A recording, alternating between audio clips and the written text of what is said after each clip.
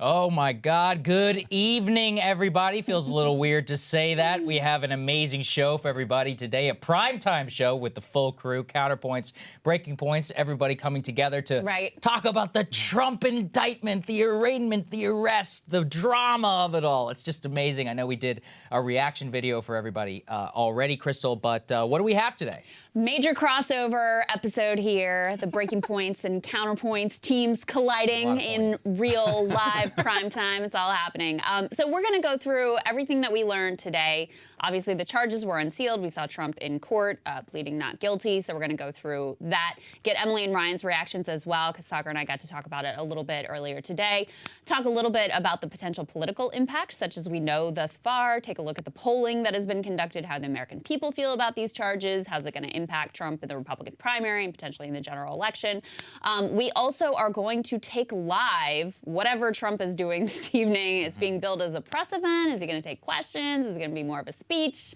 Is he going to, is he going to go on for a long time? Is it going to be like tightly scripted? We will see. We'll take all of that live. And then on the other side of that, we also have legal analysts who are on sort of either side of this issue of whether or not he should have been charged in this particular case. So we can get their takes as well and ask them all the questions that we have and that you guys have. Speaking of that, premium subscribers have been submitting questions. We're going to be going through some of those throughout the course of the night. We're going to be continuing to take a look at them live as we are going through this stream. So become a premium subscriber, submit your question. If you're already a premium subscriber and you have a question for any of us or for the legal analysts or whatever, or something pops up to your mind, make sure to submit those because we will be taking a look at them. That's right, breakingpoints.com to go ahead and sign up for that. We've already got a couple here that our producer Griffin is sending along and we will certainly get to. So, wow. I mean, I know it's already been kind of a crazy day. Krystal, we have some video, some audio of some of the things that have already gone down here. What should we start with? Yeah, so let's take a look at, we'll go sort of sequentially here. First, we had the specter of Trump actually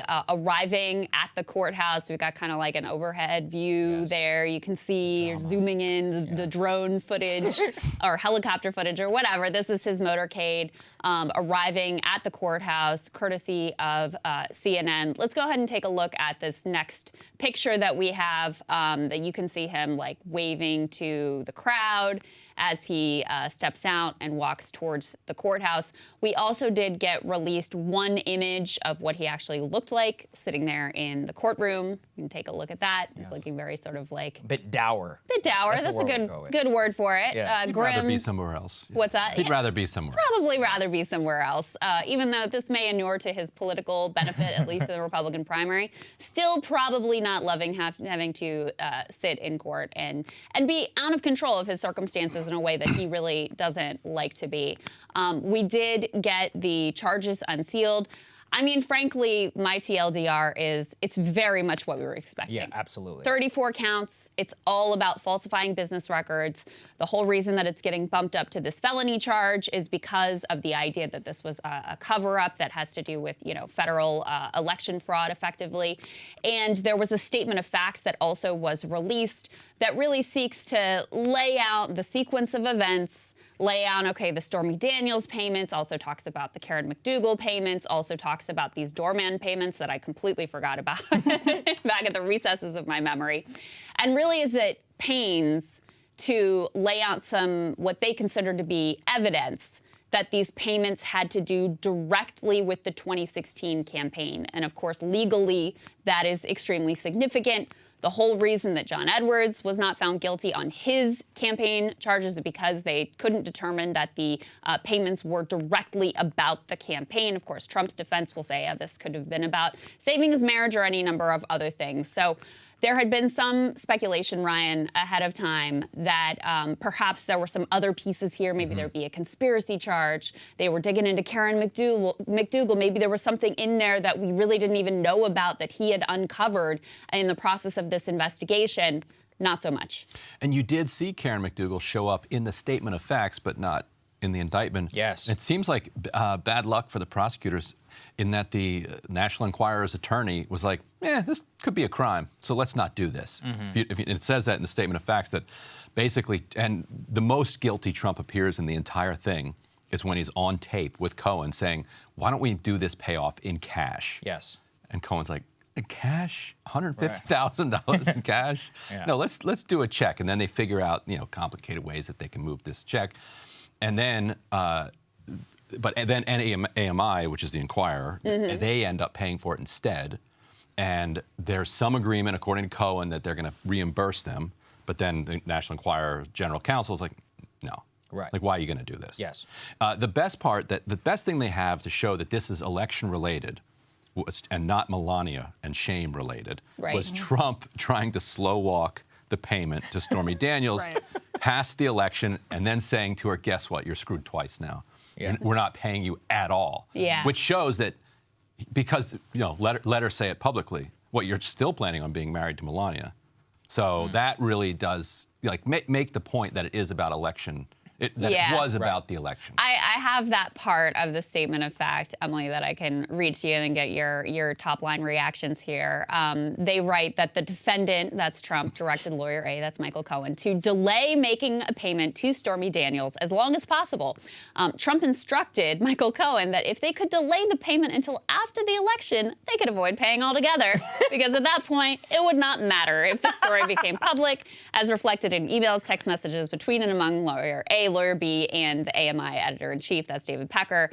Michael Cohen attempted to delay making the payment as long as possible. So, I mean, that really jumped out at me as well, because, of course, it's very difficult to prove what somebody's mindset was at the time. Like, was this just for the campaign, or was it for the marriage, or was it some sense of shame from Trump that we've, heretofore never seen before? Could be, right? This is as close to Trump just being like, this is 100% only about the campaign, and after I'm elected, I do not care about it, as you could possibly get. Yeah, and I mean, we all kind of know that instinctually. I mean, Donald Trump, he's Donald Trump. He's been talking to the tabloids about his personal sexual relationships for decades. But in this particular case, he can still come back, because even with that, he can still come back and say, well, they weren't going to raise the issue if I'm not a candidate. So here's why. That's my reasoning, because it doesn't matter if I'm not a candidate to them, not just to me, to them. And so that's where you get into a case which is so far from clear cut that it's painful for me, because, again, it's very much an unprecedented. I've heard a lot of people on the right call this like a crossing the Rubicon moment, where you're charging a former president. Now, that's not to say that Donald Trump has done absolutely nothing worthy of being charged. I think we can all look at numerous different allegations against Donald Trump, and maybe that's the most important takeaway from today, is that this is the tip of the iceberg. Yeah. There have already been allegations raised in the Washington Post in the last couple of days about what the special counsel is finding. I think those are strategic leaks along the lines of what we saw from Russiagate. But there have already been there's already leaking suggesting that case is much more serious than people realize. We've heard legal analysts like Barr himself has said that case is turning out to be very, very serious. You have Georgia and a hungry DA in Georgia who looks like she wants to do the same thing. So this really could be just the beginning for Donald Trump. Yeah, I absolutely agree with you. For sure. From everybody that I've seen as well, the most serious-minded legal analysts that I trust, everybody's like, look, I think this one is pretty frivolous. I'm not even sure if it's necessarily going to pass the smell test for a judge. They're like, but on the classified documents one, that one's a real problem because A, you have the obstruction charge, B, they have the ability to subpoena the Secret Service about Trump himself and his own relationship, like siphoning through these documents. You also have his lawyers violating their attorney-client privilege because he basically got them to maybe possibly lie on his behalf, making it materially interesting. I do want to come back, though, to the facts of why we're all gathered here today. This specific arrest and indictment. Why are we gathered here today? I think it's very interesting, Ryan. We are talking here at the end of the day about this campaign crime. And by the way, I will say personally, I believe that Trump is guilty as hell on the campaign charge. That said, he is not guilty in the eyes of the law because the federal authorities who have jurisdiction over this crime never charged him. Interestingly enough, what's happened is that in 2021, with this campaign charge, it was specifically decided by federal prosecutors not to indict Trump after he left the White House. I know that initially there was also the Barr case of making prosecutors drop the charges against Trump, saying, we're going to abide by DOJ guidance. We cannot indict a sitting president. Second, and this is what's interesting in terms of what you have to prove, A, is is it even possible for a Manhattan DA to prove the commission of this campaign finance fraud in New York State, given the fact that New York State law here is not actually what governs the overall campaign infrastructure, because that's ultimately what Michael Cohen pled guilty to. The reason, guys, that we're spending time on this is because the way that all of this becomes a felony is that the bookkeeping charge itself has to be made in the commission and the cover-up of a separate crime. And in that, what they have to prove is, A, it's never been tried before to try and prove a federal crime as a cover-up crime in New York State. And two, as I understand it, it can't just be for this crime to have been to help the campaign. For example, painting the outside of your business or settling lawsuits aren't campaign expenditures. It has to actually be the sole purpose, like polling or rent for HQ. Now, from the messages itself, I would personally say, if I were to be presented this on a federal grand jury or a federal jury, yeah, I would be like, this is probably the sole purpose. That said, I mean, look, there are 11 other peers that would have to agree with me. Trump would be able to mount a competent defense. And I think that's why we're all going to have to spend so much time in not even whether he looks guilty. He absolutely looks guilty. But he's, in the eyes of the law, he's not guilty of this crime. Has not been convicted of this crime. Right, has not been convicted of this crime. Well, in federal court, which is where ultimately the actual jurisdiction of this charge takes place, which is why again we're all gathered here, and why 34 counts of felony actual bookkeeping fraud were charged against Trump. So we have to spend a ton of time on this. Yeah, I mean, I do think there is a New York State election law that they are also invoking here that is relevant to the case, and these are all details that I definitely want to ask both of our legal guests about. To zoom out for a second, like I sort of can't help but laugh at this whole scenario, because of everything that Trump did, right? Trying to steal the election and allegedly hiding these documents, sorting through the documents after he was told that you have to hand him over, and he claimed he handed, like all the stuff that he did, not to mention this, war crimes that we just take for granted that American presidents all commit at this point. Of all those things, it's some like tawdry porn star bullshit. That's the first thing. And in some ways, it's like, fitting. Actually, it's fitting, right? I mean, that's what I couldn't help laughing to myself about, like, that it's this one. That's the first one to drop, because in some ways it is kind of perfect and gets this juxtaposition of all the different lenses that you can view Donald Trump through. Like, is he just this sort of like ridiculous reality star who like bumbled his way, tripped over his own dick into the White House, right? Or is he this, like, fascist mastermind inciting his supporters to go and, riot at the Capitol and with these elaborate schemes to overturn the election? And I mean, I guess the answer is a little bit of both. But that's why, I just have a lot of complex feelings about this. Because the other piece of this is I would like to see more white-collar criminals prosecuted, not less. I would like to see more former presidents prosecuted, not less. So when I hear these, this hand, oh my God, the precedent, and God forbid that we like hold future presidents accountable for their crimes, I'm like, good, that would be a good thing. On the other hand, I do look at this and feel that it is far from the worst thing that Trump did in office. It's not even close to the worst thing that Obama did in office or Bush did in office, let alone Donald Trump. Yeah, and what it seems like they're trying to do is to not break the precedent of prosecuting former presidents. And so they take something that no other president is ever going to do. Smart. And that's have some type of a That's true. unique to Trump and the himself. other things too, completely reckless handling of classified information. Like even the worst war criminals that we've had in the last 40 years. Yeah, they're sensitive. Even if they leave it by their Mustang. Yeah, but he's not like going through. He's not touching it. Right. He's not letting lying Hunter about it. be He's around not moving it around and lying to people, and lying to his own lawyers and. That would be unseemly, Ryan. It would be unseemly not to have the help do it for you. Yeah, exactly. Yeah. And the corruption that encircles Trump all of the time, and you could have prosecuted him over the Postal Museum, the little Trump Trump restaurant that he had, and he's got all of these foreign governments overpaying, and then telling him, hey, we're overpaying for this particular thing, and then he and his family walk out like fabulously rich. But to go after that would set a precedent. Yes. That you're going to start prosecuting those types of crimes. And even though Trump is more brazen about it, the rest are still doing it within the same. Yeah, I like this. That's actually a really great point. You're not going to have a problem where you're like, Joe Biden paid hush money to a porn star. Right. Probably, His right? son, maybe. Yeah, his son, but he's not a president, so you can prosecute Hunter, right? Theoretically. He does have a grandchild he should. doesn't acknowledge. I do like your point, though, Ryan, and I think that's why it's important. If we were thinking about Bush, if I put on my Fahrenheit 9/11 days, it's like, well, if we do start going after profits and all that, maybe we have to start talking about the Carlyle Group. It's like, oh no, I can't be doing that.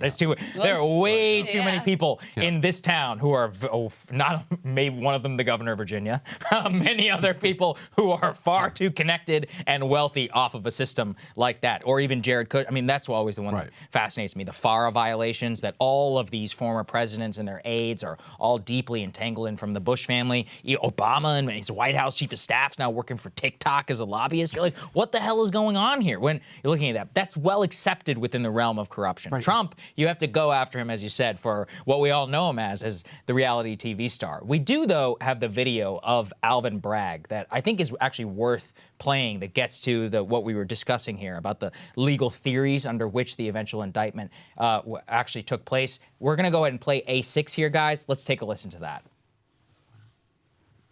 Under New York state law, it is a felony to falsify business records with intent to defraud and an intent to conceal another crime. That is exactly what this case is about. 34 false statements made to cover up other crimes. These are felony crimes in New York State, no matter who you are. We cannot and will not normalize serious criminal conduct. So that's what he was getting at there, Krystal, in terms of the charges that he laid out. Interestingly, I do want to note that initially in the statement of fact, there was a mention of taxes. Now, you and I immediately picked up on that in our reaction video, because the reason is that Bragg actually does have jurisdiction over New York state taxes, obviously. But in the 3 crimes that Bragg lays out in his statement, not one of them that he mentioned actually had anything to do with taxes. Ryan, Emily, did you guys pick up on that? He talked specifically about defrauding the public in terms of a campaign finance violation, then pointing, as you said, Krystal, to the New York State campaign law, and then third, the actual bookkeeping fraud itself. That, though, is the misdemeanor, the actual cover-up crime. He is solely focusing here on campaign finance. Ryan, Emily, what did you guys make of that? Well, that's how you get it to where he needs it to be. That's where he gets it to the level of severity where he can go and make a statement like that and pitch it to the public as saying this is worth prosecuting a former president over. Yes. And so I think that's where that's coming from. It's partially legal maneuver. Let me read from the statement of fact just to dig into what Saagar is referencing here. They do go to some length to lay out that they sort of structured these payments to be deceitful and probably tax advantageous in a way that could indicate fraud. So it is interesting that they didn't use that as like, oh, this is the cover-up that we're using to get it to a felony account. So they say that the Trump Organization CFO and lawyer A, that's Michael Cohen, agreed to a total repayment of $420K. They reached that figure, blah, blah, blah. We don't care how they reached that figure. The Trump Organization CFO then doubled the amount to $360 so that lawyer A could characterize the payment as income on his tax returns instead of a reimbursement. And lawyer A would be left with $180K after paying about 50% in income taxes. Finally, the Trump Organization CFO added an additional $60K as a supplemental year-end bonus. Isn't that nice for him? Year-end crime bonus. Got his man elected president. He gets the. What an insane way to run a business. Can I just say that? Together, these amounts totaled $420K. Smart. The Trump Organization CFO memorialized these calculations in handwritten notes on the copy of the bank statement that lawyer A had provided. So, and there are some other things here about taxes, but that was the primary paragraph that was focused on, like, the way they structured payments and how they didn't really record it properly from a tax perspective. And I guess what I heard earlier today, now I'm becoming like a legal expert on the intricacies of this particular type of business fraud, is that the cover-up doesn't have to be of your own crime. It could be of anyone's crime. So if Michael Cohen is guilty of tax fraud here, it could have been in service of that. But again, to Saagar's point, that isn't actually the theory that Bragg seems to have leaned into for whatever reason. And what they seem to be doing is that if they had to list it as a reimbursement, then they'd have to say, well, what was it a reimbursement for?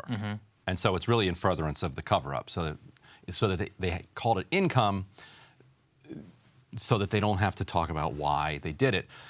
But I think that saying that that Trump is trying to cover up a crime that Cohen committed doesn't comport with what we understand about Trump. Trump has never done anything for anybody else, ever. True. This would be the first 2 acts that he ever committed on behalf of other people. And romantic, as you've mentioned before, Valentine's Day. If you Yes. read it, February 14th, 2017, Ryan often rightfully points out Trump doesn't get the credit he deserves for being a romantic. Oh, yeah, that's true. And That's true. here we are, nobody's mentioning it. Yeah. There you go. Thank you, Ryan. The media is silent. That's true. I do remember covering some Mainstream Valentine's media. Day at the White House. He always made sure to mention Melania. I guess that's the bare minimum that you do for your beloved wife. But Well, yeah. go Yeah, ahead. the problem seems to be it all comes back to the question of whether there was a crime. And we can all think there was, but it does seem problematic for a county prosecutor to be able to try to persuade a county jury Right. that a federal crime was committed when Right. the federal prosecutors themselves Declined to prosecute.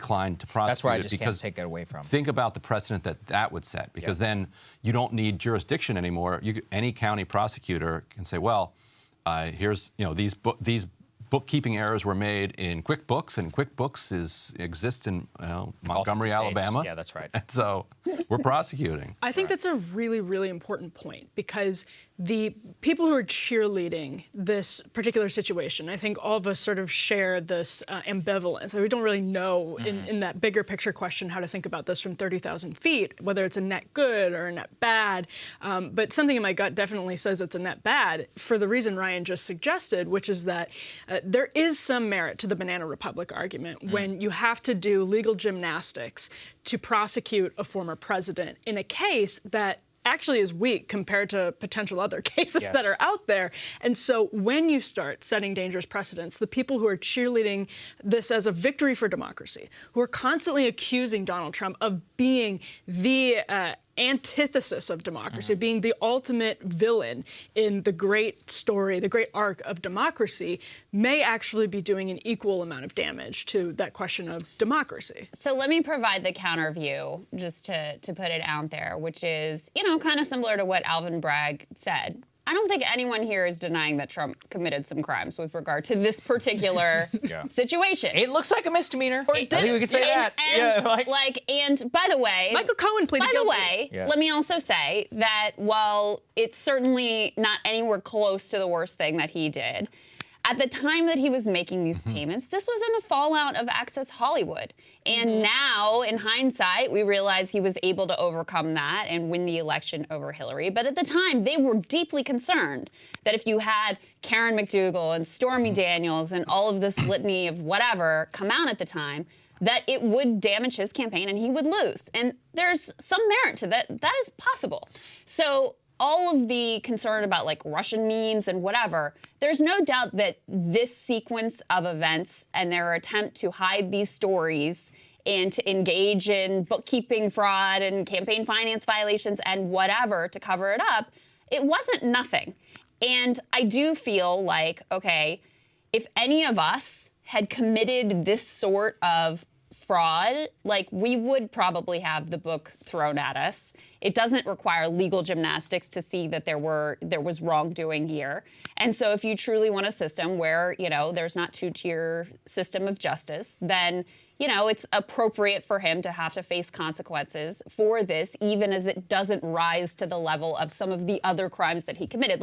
The fact that he committed other worse crimes doesn't negate the fact that there were lower level things that were done here. I think that's But then fair. I think to stretch them to felony level is a different question. right. To do the legal gymnastics to get to felony level, I do think it's a different question. I agree with that, and I agree with your point about I would love to see more white-collar criminals charged. Right. I would love to talk about how Biden is implicated in Hunter Biden's very shady lobbying. I think there's something very real there. I think we should have those conversations. We could go back to Bush and Obama and have those conversations. We could talk about what's happening with TikTok right now in lobbying and all of that.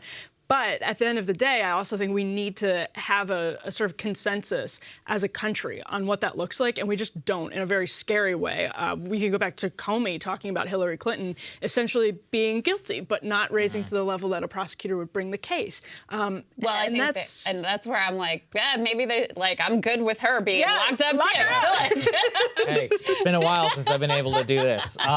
This actually This brings us actually to where basically answering or debating a premium question. So we might as well take our first. This is from Ethan Gerlich, Reciprocity. Do you think this indictment, and if convicted, the conviction will make it easier, more acceptable to invite or charge other politicians for their various crimes? Longtime follower, love Breaking Points, and you guys, we love you too, Ethan. I mean, that kind of gets to what we're discussing. I guess it all just comes back to the original point that Ryan made is, well, what crimes are we talking about here? Right. So insider trading, yeah, let's go. Like, let's roll, right? Like, let the SEC and the federal prosecutors. That said, that hasn't ever happened. I mean, even in one of the most clear-cut cases ever, the Richard Burr case, straight up insider trading. The FBI seized his phone. Nothing happened to the guy. Still haven't heard anything about it 2 or 3 years later. And somehow, you know, we're all twisting ourselves in the knots here. Manhattan DA is to indict felony bookkeeping fraud on 34 different counts. That is where we could see, obviously, the dichotomy of what this might look like. So do you guys think that this will pave the way to the type of crimes that I think all of us, including especially the Breaking Points audience, wants to see politicians actually get charged with? I honestly don't think so. I actually just think Ryan's point stands. The establishment is still so strong. But the establishment might not be able to contain what they unleash. That's possible. I think that they're doing this on purpose this way so that they can try to cordon off themselves from any type of future accountability. But there will be so much appetite for revenge next time around. It's like, oh, well, if you did this, so now we're going to come for you. And when they start to come for their opposition, they're going to go for whatever. And so they might end up, and there might be so much pressure on them to make a case that they might have to make an actual corruption case. And then the Supreme Court will say that there is no such thing as corruption. Yeah. So never mind. Yeah, we forgot. I fundamentally think the obstacle to that happening is the media's disinterest. I think you can't fix this without a genuinely curious and skeptical fourth estate. I think this is a media. I think we were all watching MSNBC and CNN today. Unfortunately, I know. Forced myself to do it just for everybody here. It is, though. I needed to, really what I needed was to see it, sort of every inch of Trump's day. Yes, I wanted to watch it, but a second-by-second breakdown on camera. But in all honesty, so long as you have MSNBC, CNN, Washington Post, New York Times, the entire corporate media establishment cheerleading for the selective prosecution. Let's set this case aside. Let's talk about the entire, I think, approach to Trump, while also ignoring or doing what they did in the lead up to the 2020 election with the Hunter Biden story. Again, I'm not trying to draw equivalences here. I'm just trying to say it is obvious the media has a pattern of selective prosecution, selective interest in corruption. They'll have interest in corruption if it's an anti-establishment Democrat. They'll have an interest in corruption if it's an anti-establishment Republican. It doesn't matter. They are a uniparty in favor of the political establishment. So as long as they control the political discourse in this country, I don't think this changes things. I think maybe it does pave the way for prosecutors, maybe in red states. I think Ryan's right. There's a question of precedent here. If you start having prosecutors in red states do one thing, but if the media tells the public that that's bullshit and what Bragg did is totally legitimate, then that's a huge obstacle. I think you're right. I sort of buy the idea. You know, I'm thinking here we are 20 years later in Iraq War, like thinking a lot back over that whole trajectory and the media journalists who were stenographers for the Bush administration and who fed these lies and not only suffered no professional consequences. Many of them are wealthier and more powerful than ever before. Many of them are central players and commentators in this whole Some of them are on MSNBC tonight. Right. They are. Live. Some of them are literally live. There are no consequences, to Ryan's point, to committing a crime or telling a lie or making a giant mistake as long as it's in the accepted DC way in service of whatever the establishment narrative is. Or I think to carry it over into relevance with the criminal legal world, if you're doing the same crimes that everybody else is doing, you're probably safe because they're not going to want to open the can of worms of oh, let's actually be serious about insider trading. Let's actually be serious about corruption. Let's actually be serious about war crimes because everyone's implicated. And so I do think that the things that this opens the door for are the more brazen or more outside of the traditional carved out space of DC crime. I think those are the pieces that are likely to be prosecuted more. And I can't say that that's that I'm sorry about that. I'm sorry that it won't also touch the sort of parts of, criminality in D.C. that just become accepted as a part of doing business here.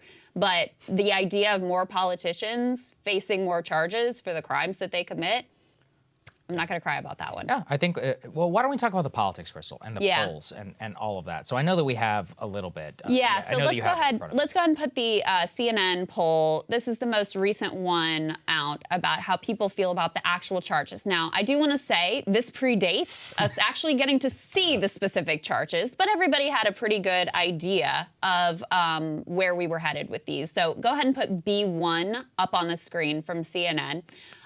What you can see is that it breaks down, unsurprisingly, along party lines. 94% of Democrats approve of the decision from Alvin Bragg to indict Trump. 79% of Republicans disapprove. 62% of independents approve. And overall, you have a solid majority, 60% of Americans who approve of Trump's indictment.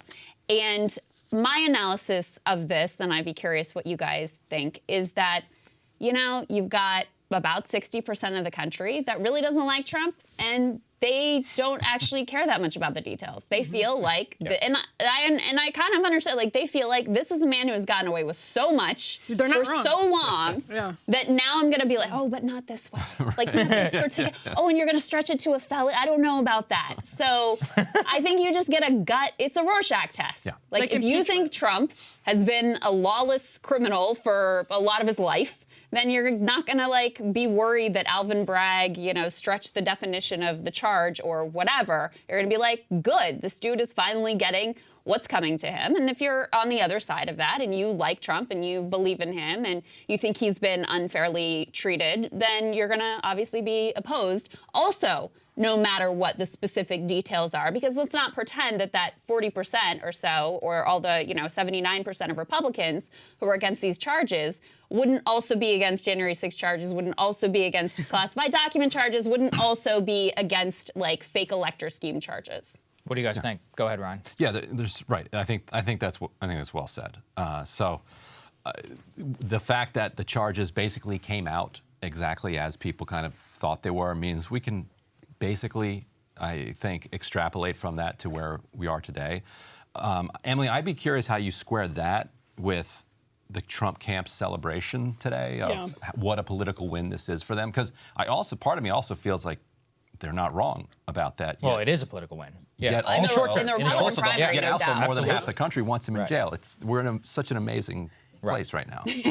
Wherever there's a black and white, Trump has succeeded in terms of wherever the political establishment creates, like impeachment is a good example, creates a situation where it looks unprecedented or it looks like a witch hunt, whatever. Whenever that happens, Trump benefits from it, but that's a very different question, I think, when you have Hillary Clinton not as the foil, when you potentially have a Joe Biden presidency in the rearview mirror where he's passed legislation that some people really like. I think that all changes the equation. Trump's internal polling, this is from Philip Wegman at RCP, he reported that Trump's internal campaign polling looks like Trump v. DeSantis, 51-21.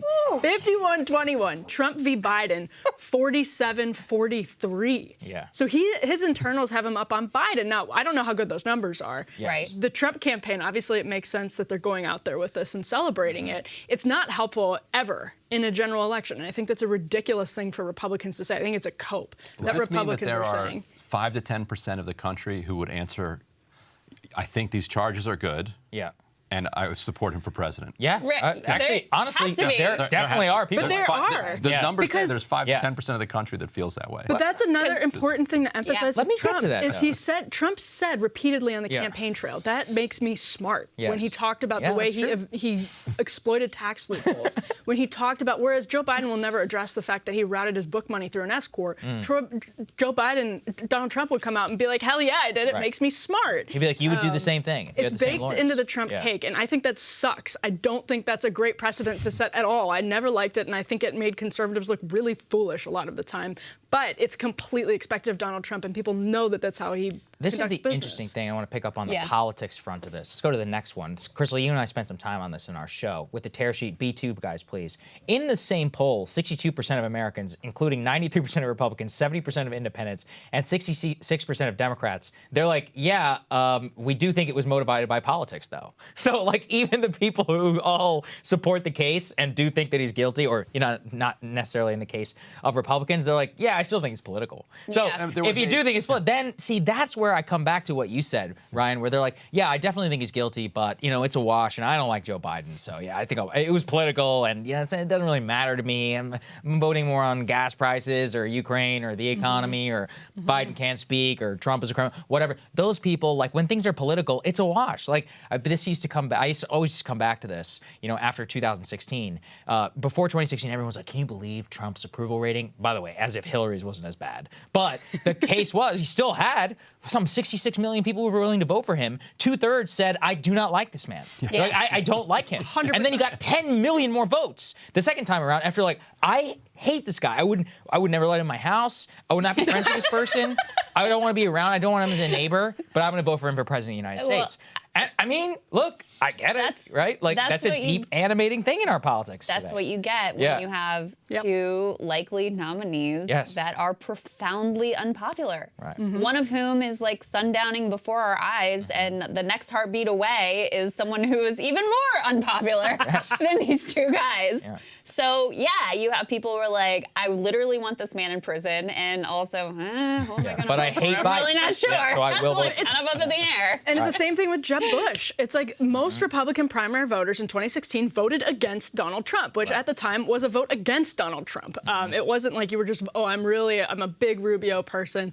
People were a big Rubio person, but they were, or Cruz or whatever. It was spread out between many, many people, but they mostly were taking votes against Donald Trump. If you're Yep. voting for Donald Trump, you're voting for Donald Trump. And that, again, has continued over and over because the foil is Jeb freaking Bush, Hillary Clinton, Joe Biden, and who's it next? Gavin Newsom, Andrew Cuomo? I mean, seriously, like it's exactly why we are where we are, because there is no serious answer from the Republican or Democratic Party to Donald Trump or to the some of the arguments he makes that have validity. They don't all, Well, but some of them do. So I think we all will probably agree in terms of the Republican primary, this is nothing but good for him. The trial is going to be playing out like at the height of the primary. I mean, nothing could be Jan better. 2024. Like, literally, Yeah. DeSantis should just not run. I'm actually, like, at this point, even though Agree. this is kind of his moment, I just don't see it. I don't see it. So we'll Unless put that. there's some motion to dismiss, but yeah. Yeah, well, yes, true. We'll put that to the side because I do think the impact on the general election is a lot less clear. And here's why. I could see a world where it's basically a wash, where people just, you know, they know all this stuff about Trump. They lived through January 6th. They lived through the fake electors. It's sort of like baked into the cake. They're also not happy with Joe Biden. And so it's sort of a jump ball. But we did see, Ryan, in the midterm elections that Trump was a real weight around the GOP. And specifically because of January 6th and Stop the Steal and all of the chaos. And him and his candidates were very much repudiated. So if you have overhanging the general election in 2024, him dealing with legal woes to do with, you know, January 6th documents, Stop the Steal, all of those sorts of things, I do think that that could be much more damaging to him than, honestly, I would have thought before the midterm results. Yeah, and the raid on Mar-a-Lago played so handily into Democratic fortunes that there was a lot of speculation that Democrats had did it just for the purpose of getting Trump back into the midterms. Either way, no matter how the decision was made, once that decision was made, Democrats wanted to talk about nothing else other than Trump. Yep. And they used Mar-a-Lago and this document handling as the excuse to do that. And that did seem to work. Like, that did seem to drag Republicans down. And so, you know, Democrats have no credibility whatsoever on this question because in 2016, Hillary Clinton did her Pied Piper thing. She's like, this is the guy that we're going to be able to easily beat. We know how that ended. Right. Yet 2020, they were convinced they could beat him, and they beat him. 2022, they wanted him out in the field. They thought it would help him. It did help them. So maybe they've won some of their credibility back on this playing with fire. Because they've also gone out and played in all these Republican primaries, helping all these MAGA candidates win. Taking a huge risk with the future of the country. I think they won every single one of those. So they do seem like they want this guy out there. Look, to me, it's one of those where how can you disaggregate Stop the Steal from abortion? Because abortion was such a clear, massive winner for the Democrats that you could be learning the wrong lesson. Like, how much did Stop the Steal matter? We actually really don't know. And then how much did Stop the Steal insanity play into, well, if they're willing to go full R word on Stop the Steal, like, does that mean they will do the same thing whenever it comes to abortion? Whenever somebody says then you're an extremist, you're like, yeah, maybe I should just sit this one out. Trump, though, is actually a lot smarter than most Republicans on abortion. He actively is distancing himself from Roe versus Wade. He's like, yeah, I got it done, but also I wouldn't be doing what a lot of these other people are doing. There's not a single other Republican literally in the entire country who is willing to do that, let alone the most popular person. So I don't think it would be as easy to like beat over the head for Joe Biden and others. Same thing whenever it comes to Medicare, Social Security. But you could say whatever you want about the man, especially on tax policy, but on entitlements itself, you could not attack him saying that this is something that you wanted to do. So what do you think about that, Emily, like in the general election lens? I respect Trump too much as a politician to say, do not ever count this man out. Yeah. I know he's a clown, but listen, clown got a lot of votes. He has political skills. Weirdly. But I think part of that comes from being an entertainer, of course, as people have mentioned over the years. But I do think it's important that everything we're talking about gets to this issue of polarization, and that what one thing energizes Republican turnout, Democratic turnout. I actually think we're going to get a hint of this in Wisconsin Supreme Court election, which I know we're going to talk about a little bit tonight. Yeah. Just in terms of turnout, when you have a third of the country in the camp that's like, prosecute him, it's political, but it's still okay because we got to get him on something. Like, he's done so many things over the years, we got to get him on something. He deserves it. He's skated too many times. When you have that 30% and 30% that's like, witch hunt, this is how I end up going out to vote, et cetera, then you have that like remaining portion of the country, maybe the normal portion of the country that's just like, what the hell is going on? I'm exhausted by this. We litigated Stormy Daniels 5 years ago.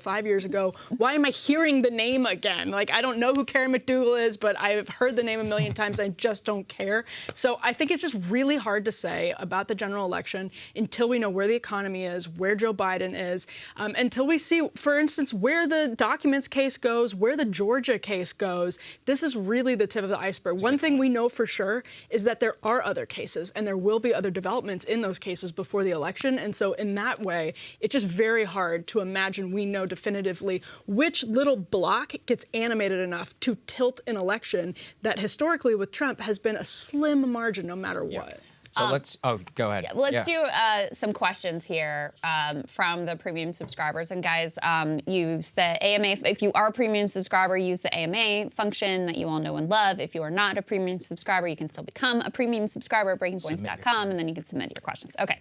Talon Mahosky, what happens if Trump goes to prison and gets elected? That's a great question. Hi, Krystal and Saagar. You've mentioned previously on the podcast that Eugene Debs set the precedent for receiving votes while in prison.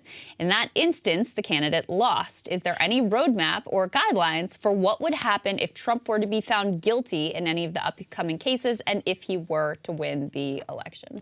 No, there is no roadmap. There also is no guideline. What complicates this even more is that you can't try a sitting president. And actually, there's a significant amount of legal immunity that you get whenever you become president. So whenever you become the president-elect, he wouldn't be entitled to any of those legal protections. But however, whenever you would become the president, then actually that would change everything, especially potentially in terms of new charges. Obviously, it would be totally uncharted territory. I've actually asked for people who know, as far as others know, there is no existing DOJ guidance around any of this. It never got to this point during Nixon, obviously, because he was going to be forced out of office, and then Ford, with the preemptive pardon for any and all crimes, also removed what it would look like for Secret Service detail and all of that. I believe that's the last time time it was ever seriously considered by the United States government. So, as you alluded to, Eugene Debs, who was the socialist candidate in that election, I think he actually won a decent amount of the vote. It was like 4% or something like that. Yeah. It was not an insignificant number of votes, but obviously, I think that was 100 years ago now at this point. And in terms of the development for pre-existing guidance, what you asked for, Talon, there is no roadmap, there is no guideline. So we'll all find out together. Do you write about Debs in your new book? No. Too early? Too early, yeah. Yeah, Debs. Interesting guy, though. Actually. Yes, I read it was the Espionage Act. Uh-huh. He was giving anti-World War I speeches. That's right. And they said, well, you're messing with our ability to recruit doughboys to go over and save the world from democracy. Right. But I guess Trump, he'd be sworn in his cell? Is that how that would have to work? Now, he'd still be commander-in-chief. Could he order a SEAL team raid on the jail and bust himself out? Nothing requires that the president actually be sworn in at the Capitol. They only need to get sworn in by a federal judge. Like LBJ sworn in on Air Force One. Harry Truman was sworn in the White House. I'm trying to think about some of the other ones some of them actually didn't even take the oath of office until days later, which is kind of crazy from a commander-in-chief perspective, because you're like, are you technically in charge of the government or not? Part of the reason why LBJ wanted to take the oath so quickly. If you follow the logic of you can't try a prosecutor, you can't jail, I mean, you can't a president, you can't sentence, you can't jail one either, you pause his sentence, he serves his term, and then he goes right back. Right. When he finishes. I do want to note for everybody, it is 8:15. That is technically the start time for the Trump press conference. We're on watch. We are taking a look at that. The moment that he comes out and he's actually up on the stage, we'll bring it to all of you. Yeah, and we don't forget also, we are still going to also try and cover the Wisconsin election that's happening, and Chicago mayoral as well. So that we're not only going to be talking about Trump today. These are huge. I was refreshing my memory. This isn't a president, but do you guys know who Jim Trafficant is? He was a mob. Yeah, so he actually held, this is funny, he held the seat that Tim Ryan represented in Youngstown. And Ryan was actually an aide for him at one point.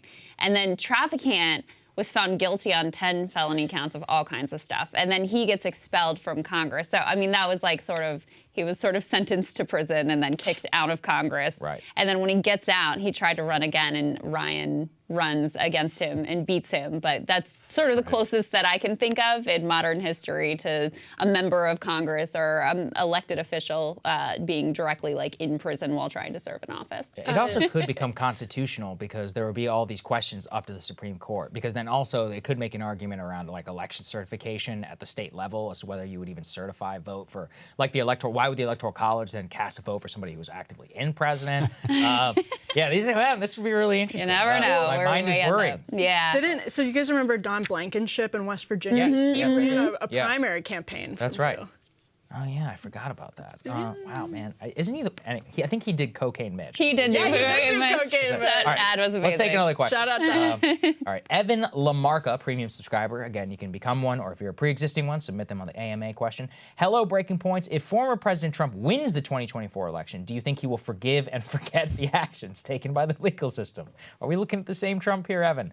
Is there a chance that Hunter Biden or President Biden will then face charges because of retribution by Trump? Will this set a dangerous precedent for future presidents and presidential candidates? Let's put the precedent aside because I think we've already answered that one. Trump himself, Emily, what do you think? My take is that he would ask the DOJ and try to get Jeff Sessions or whoever the future type of person like that would be to do so, but that they probably wouldn't do it because that's basically exactly what happened all throughout his entire presidency. Yes, but he learned from that, and that's where where I think it gets really interesting. Is that from Schedule F to everything else, one of the big elements of this transition phase that the conservative movement is looking at right now. They see this as a potential transition phase to another Trump presidency, to a DeSantis presidency. They're trying to staff up. They're trying to actually vet people in advance of a potential Republican presidency to staff the administrative state. And some of these really high-level appointments, they are, if there is one thing that is animating that effort, it's to get the right people that will follow those sort of directives. Now, there were a lot of people even in the sort of Trump-friendly conservative legal movement after the 2020 election who said no, like this stuff is nonsense. Should they have been more vocal? Perhaps. But there were a lot of people who disagreed on that point. Mike Pence is actually one of them. Mike Pence actually sought out counsel on the legitimacy of that legal argument, which was dead on arrival to a lot of people's ears. But he actually went out and said, is there legitimacy to this? And a lot of people in that world told him no. But that said, Donald Trump knows damn well that that's what blocked a lot of his agenda. You said Jeff Sessions. Yeah, that's right. Recusing himself from the Russia investigation. It still rankles Donald Trump. So I think he's really learned a lesson from that. So in another Trump presidency, I think, frankly, there's a question of whether you could possibly find enough people to do that. So I think that's a legitimate question. But I also think that is their top priority. I mean, I am a little skeptical always, Ryan, when I see these articles about like, oh, this time's going to be different and Trump learned his this time it's going to be highly competent from the top down and they got the plan in place. And it's like, you know, he did have 4 years to figure some of this stuff out and he never did. So I'm a little skeptical that it would be this well-oiled machine a second time around with everybody in place to like do his bidding or the bidding of the conservative ecosystem or whatever the goal ultimately is. Yeah, they don't call it the shallow state. It's a deep, deep state. For a reason. It's deep. You're not going to be able to come in with just a couple of dudes who are really charged up. You're like, okay, Boris Epstein, go do it. Do it all. Yeah. How funny was it to see Boris today? I was some of these people, it's like they're characters that never die. Jason Miller was there, Jason Miller. I mean, Jason, look, I'll say this about Jason. He actually is pretty good at his job, like relative to almost everybody else. I've dealt with him also in the past. He understands the assignment. He is, exactly. You know what it is? He understands the assignment. And also, Trump really trusts him, and that's something very rare. Some of the people around Trump, I will just say, they're some of the dumbest people I have ever met. No, only the best. Only the best. All the best. Yeah, I mean, that aside, Krystal, I get to your point. I think you're correct, which is fundamentally, I just don't believe it. I'm like, I actually saw this movie before. There's no reason to believe that literally anything has changed. Everybody's like, oh, but this time they're going to vet the appointees. The president on day one is supposed to appoint some 5,000 people to government. How many people actually are going to check that box of what you just alluded to? Yeah. Maybe 200? Maybe 300. It's got a good baker's dozen. Yeah, it's like, where are all these people coming from? Like, you actually need, and also, to work for the federal government, I'm not even saying I support this, but there are all kinds of, like, license, you're like, you have to be a lawyer if you want to be in this job. You have to have had, exposition or a master's degree, I believe, in many of these, like, non-Senate confirmed appointed positions within the government. And then even if you do appoint them, some of them, as I just said, are Senate confirmed all the way down to the undersecretary level. There's no reason, that Lindsey Graham or any of these, Mitt Romney is going to vote for these people. It's not like the Democrats are going to help you out. And what if the Democrats keep control of the Senate? What, Chuck Schumer's going to let some moron who's 22 years old to be like undersecretary of the defense for, it's like, there's all these structural reasons why I just don't think this is going to work out. And it gets worse than that. You and I know that one of the biggest hurdles for people who wanted to be in the Trump administration is that they had this ham-fisted rule. They implemented it in the about people's tweets, and they would scroll back years on people's tweets, and a perfectly qualified person who was super MAGA wouldn't get a job because they sent one tweet in favor of Ted Cruz in 2015. Oh, that's funny. I have personal friends who this happened to. That's funny. By the way, guys, it looks like Secret Service is moving through the room. I'm just keeping an eye on the feed just to make sure we see what's going on, but it looks like there's some activity in the room. People are getting excited, so just keep that in mind as we're talking. All right, let's do another premium question here. Real quick before I do that, though, I do want to remind people that we will have election results later, too, and the Chicago mayor's race and this Wisconsin State Supreme Court race, which is weirdly extremely important because it could flip.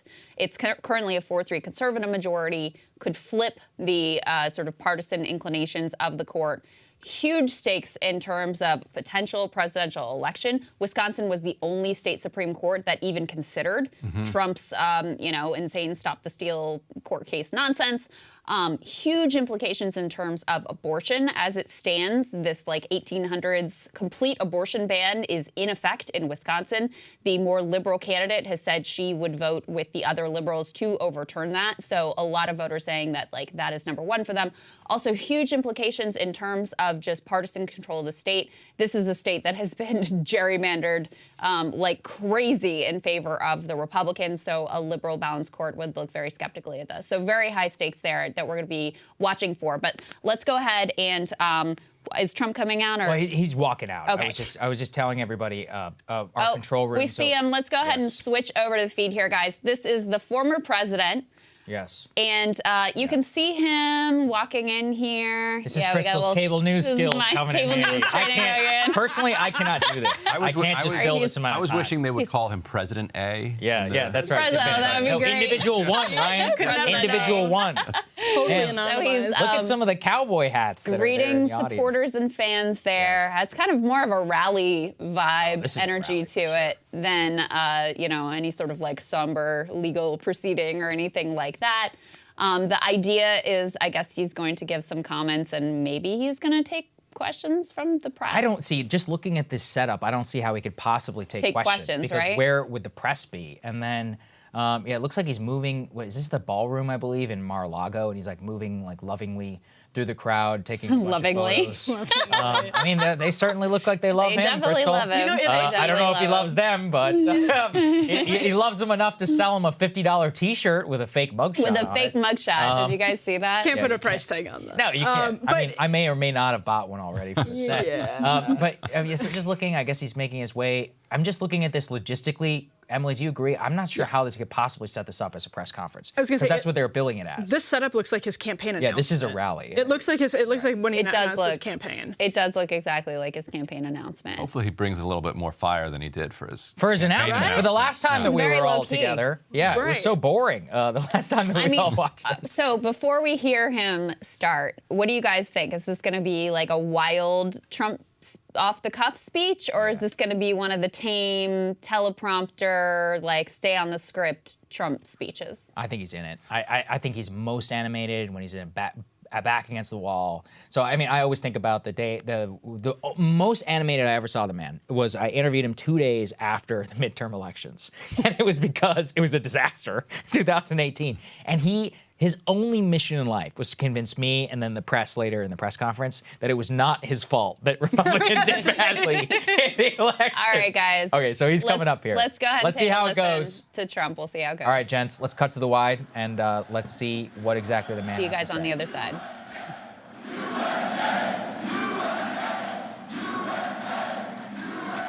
Thank you very much, everybody. And we have to save our country. God bless you all. God bless you all. And I never thought anything like this could happen in America. Never thought it could happen. The only crime that I have committed is to fearlessly defend our nation from those who seek to destroy it. From the beginning, the Democrats spied on my campaign. Remember that? They attacked me with an onslaught of fraudulent investigations. Russia, Russia, Russia. Ukraine, Ukraine, Ukraine. Impeachment hoax number 1. Impeachment hoax number 2. The illegal and unconstitutional raid on Mar-a-Lago right here. They're lying to the FISA courts, the FBI and DOJ relentlessly pursuing Republicans, the unconstitutional changes to election laws by not getting approvals from state legislators, the millions of votes illegally stuffed into ballot boxes and all caught on government cameras. And just recently, the FBI and DOJ in collusion with Twitter and Facebook in order not to say anything bad about the Hunter Biden laptop from hell, which exposes the Biden family as criminals and which, according to the pollsters, would have made a 17-point difference in the election result. And we needed a lot less than that, like about 16.9. It would have been in our favor, not my favor, our favor, because our country is going to hell.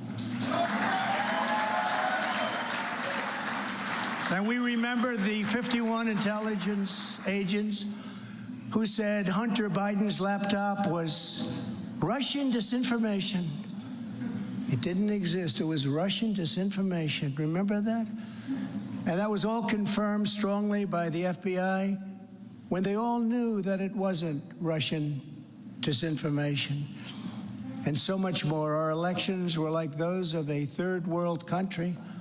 And now this massive election interference at a scale never seen before in our country, beginning with the radical left, George Soros-backed prosecutor Alvin Bragg of New York,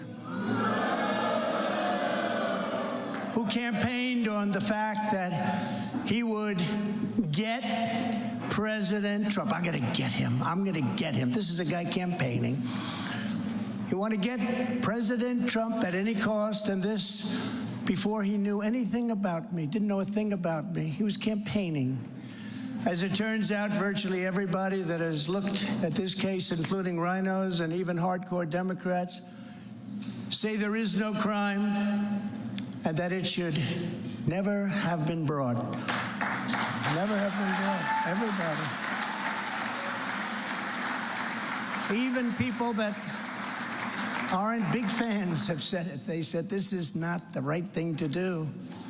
It's an insult to our country, as the world is already laughing at us for so many other reasons, like our open borders, our incompetent withdrawal from Afghanistan, where we left behind American citizens, $85 billion worth of the best military equipment in the world, lost 13 magnificent young lives, and far too many to mention that are so badly hurt with the loss of arms and legs and facial obliteration. The most embarrassing time in our country's history, in my opinion. Then our give up on energy independence and even energy dominance. We're going to be dominant within 6 months, more than any other nation, ×2. We had this all just 3 years ago. Our raging crime statistics, if you look in Democrat-run cities, numbers the likes of which we have never seen before. The open threats by various countries of the use of nuclear weapons, something never mentioned or discussed by outside nations during the Trump administration, and which could very well lead under the Biden administration's leadership to an all-out nuclear World War III can happen. We're not very far away from it, believe it or not. An economy that has been crippled by the biggest inflation we have seen in more than 60 years, and a military that I used to defeat ISIS in 4 weeks. They said it would take 4 years. 4 weeks to kill al-Baghdadi and Soleimani, that has now gone woke at the top levels by trying to indoctrinate everyone down to the lowest ranking patriot. But now they have really stepped up their efforts by indicting the 45th president of the United States, who received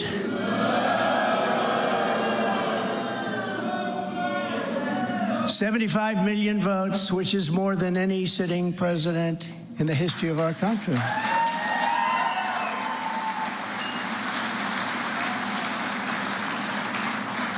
And in the wings, they've got a local racist Democrat district attorney in Atlanta who is doing everything in her power to indict me over an absolutely perfect phone call, even more perfect than the one I made with the president of Ukraine. Remember, I kept saying, that's a perfect call. This one was more perfect.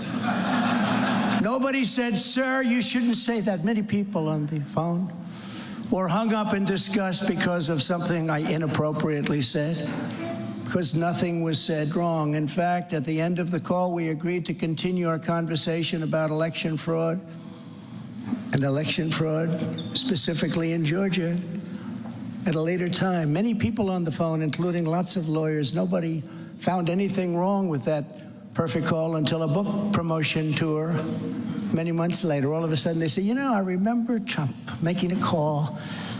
Let's look at that. This fake case was brought only to interfere with the upcoming 2024 election, and it should be dropped immediately.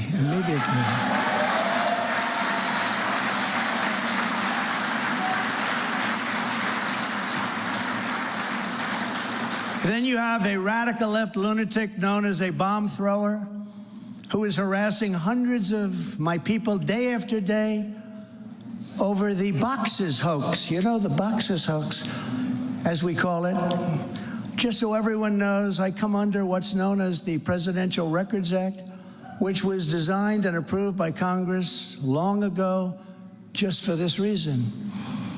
Under the Act, I'm supposed to negotiate with NARA, the National Archives and Records Administration, which as of this date is a radical left troublemaking organization that red flags the Constitution of the United States and the Bill of Rights as dangerous and triggering. Can you imagine? This is what we have to deal with. But there is no criminality under the Presidential Records Act. That is not what it's all about. We were negotiating in very good faith, proper way, in order to return some or all of the documents that I openly and in very plain sight brought with me to Mar-a-Lago from our beautiful White House, just as virtually every other president has done in the past. When FBI and DOJ officials with NARA were here, I told my lawyer to show them the very secure storage room in which they were locked. The FBI's sole request in writing was, could you please put another lock on the door? We immediately complied. It's a lot different than the Biden situation, isn't it? The next thing I know, we were raided by many gun-toting FBI agents who took whatever they wanted, including my passports and medical records. Everybody was in shock. Nobody had ever heard of such a raid before. We can't even believe it. Who would think that that could happen today? I immediately thought of the Fourth Amendment that protects against unreasonable search and seizure. But they did it anyway because our justice system has become lawless. They're using it now, in addition to everything else, to win elections. Apparently, they're not looking at me through the view of the non-criminal Presidential Records Act. They came up with a new one. This is a new one. And they're looking at me through the Espionage Act. Think of that. How does that sound? Of 1917, where the penalty is death. Even though that has absolutely nothing to do with openly taking boxes of documents and mostly clothing and other things to my home, which President Obama has done, the Bushes have done, Jimmy Carter has done, Ronald Reagan has done. Everybody's done. In fact, Hillary Clinton got rid of 33,000 emails, and that was okay. But nobody's done it like Joe Biden. This lunatic special prosecutor named Jack Smith, I wonder what it was prior to a change, who others of his ilk say he's even worse than they are, is only looking at Trump, yet Joe Biden took massive amounts more documents, even removed many boxes to Chinatown. You believe that? Just got $10 million from China. Where did that come from? I guess they were banking on Hunter's expertise and had others stored in unsecured offices in Pennsylvania and strewn all over his garage floor where his now very famous Corvette is also stored. All over the floor, including classified documents. But that's okay. Perhaps most importantly, he has 1,850 boxes in Delaware, which he is refusing to give up. But isn't that real obstruction? That's obstruction. As president, I have the right to declassify documents, and the process is automatic if I take them with me. It's automatic, declassify. Biden was vice president. He had absolutely no right to declassify as vice president. He doesn't come under the non-criminal Presidential Records Act. He comes under the very criminal Federal Records Act, unfortunately for him, but it's not going to matter because they don't follow the law, which has very severe penalties. He had classified documents that he took while he was a senator, which is absolutely inexcusable, and other senators, including Democrats, are outraged. But he's not being harassed and hounded like the people who work for me are. In fact, they seem to have forgotten about his documents entirely. So many, thousands and thousands. It's okay with him. They like to say that I'm obstructing, which I'm not, because I was working with NARA very nicely until the raid on my home. But Biden is obstructing by making it impossible to get the 1,850 boxes or explain why many documents were located in Chinatown. Can't explain it. Why were they in Chinatown? I don't know. Lastly, I'm under investigation. This time a civil investigation by another racist in reverse who also campaigned on, I will get Trump. I will get him. This was her campaign. Never ran for office. I will get him. Her name is Letitia James. And she proclaimed while campaigning, quote, I look forward to going into the office of the Attorney General every single day, suing him, and then going home. Just before she knew me. She announced, what is fueling my soul right now is Trump. And that she had her eyes on Trump Tower. Those eyes are focused on Trump Tower. Didn't know the young lady. She even assured her supporters in an election promise that we're going to definitely sue him. We're going to be a real pain in the ass. He's going to know my name personally.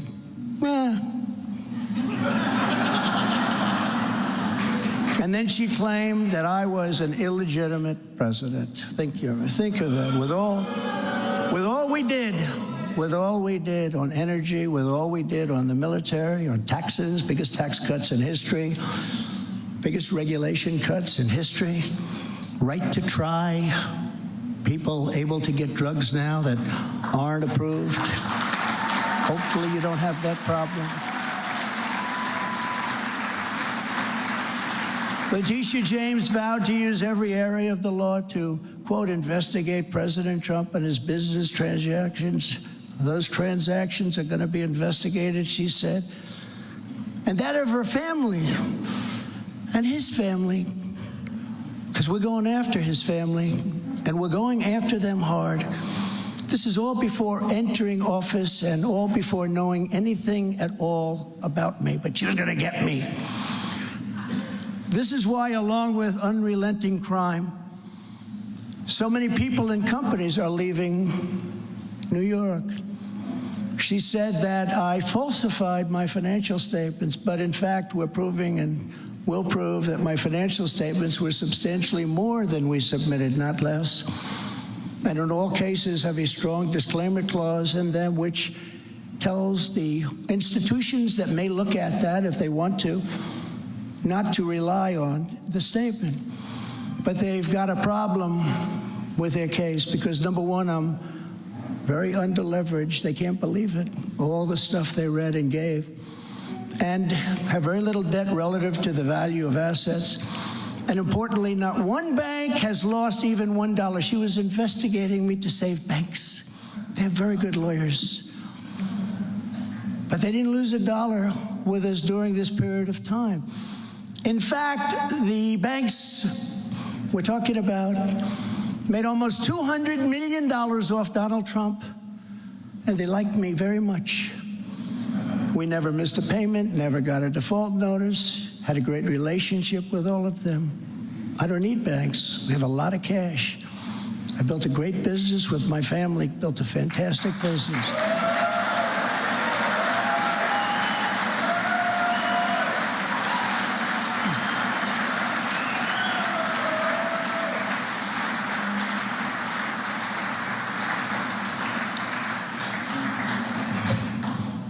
I have a son here who's done a great job, and I have another son here who's done a great job. Tiffany. And Ivanka, and Barron will be great someday. He's tall. He's tall, and he's smart. But I have a great family, and they've done a fantastic job, and we appreciate it very much. They've gone through hell. So she's suing me over banks that weren't defrauded when she should be focused on violent crime that's driving people out of the state. This is a persecution, not an investigation. She's put our family through hell. It's cost hundreds of millions of dollars to defend. But our heads are held very, very high. They want to settle the case, but I want no part of that. So here we are now. It's where we were today, in a city that was so great just 4 or 5 years ago. But now we're there, spent time there today, as you possibly read, with a local failed district attorney charging a former president of the United States for the first time in history on a basis that every single pundit and legal analyst said, there is no case. There's no case. They kept saying, there's no case.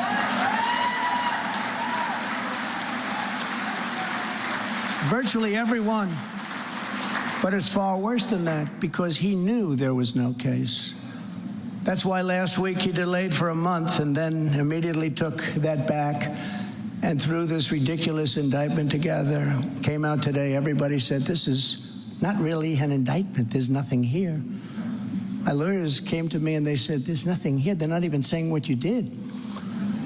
The criminal is the district attorney because he illegally leaked massive amounts of grand jury information,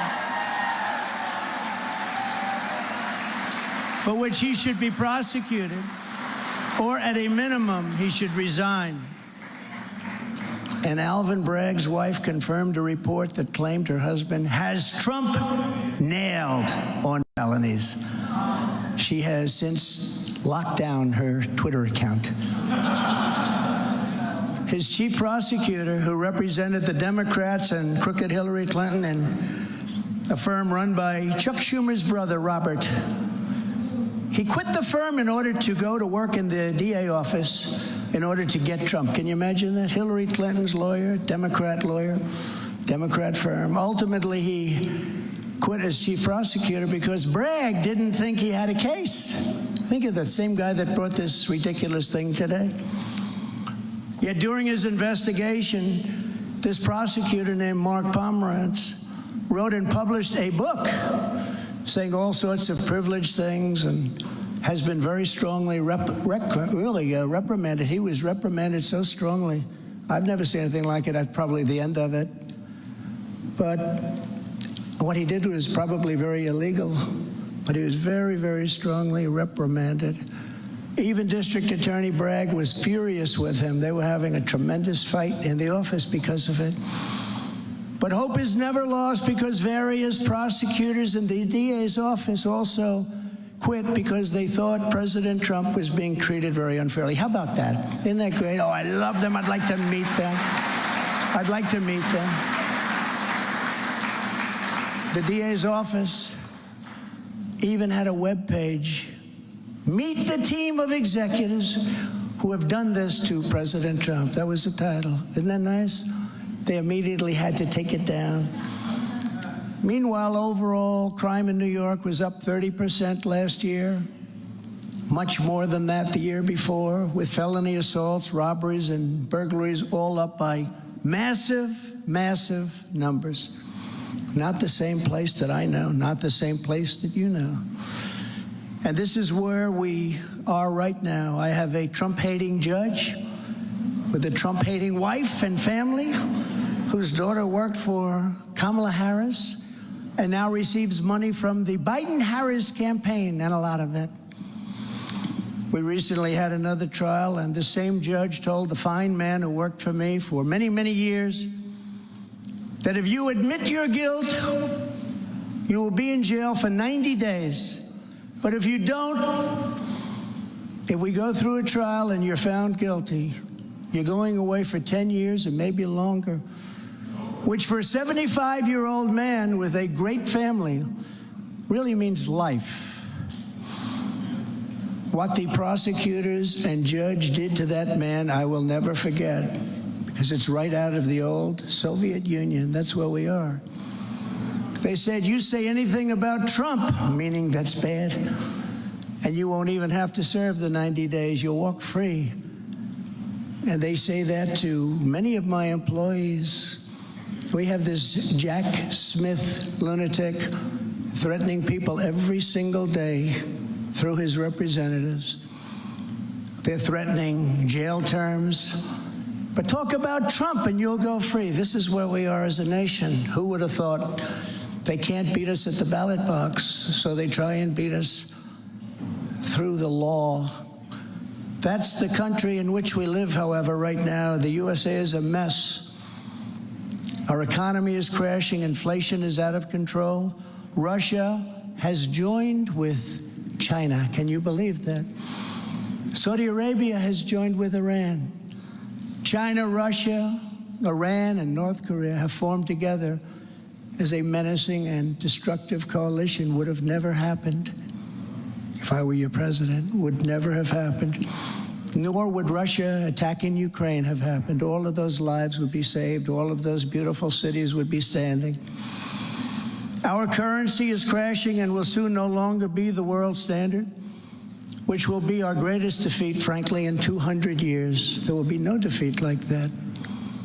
That will take us away from being even a great power. If you took the 5 worst presidents in the history of the United States and added them up, they would not have done near the destruction to our country as Joe Biden and the Biden administration have done.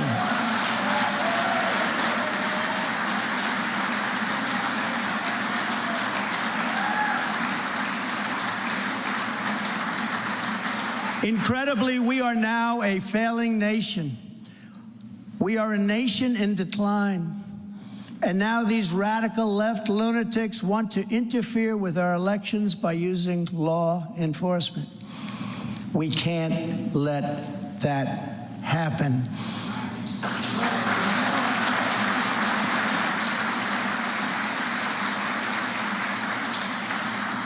With all of this being said, and with a very dark cloud over our beloved country, I have no doubt, nevertheless, that we will make America great again.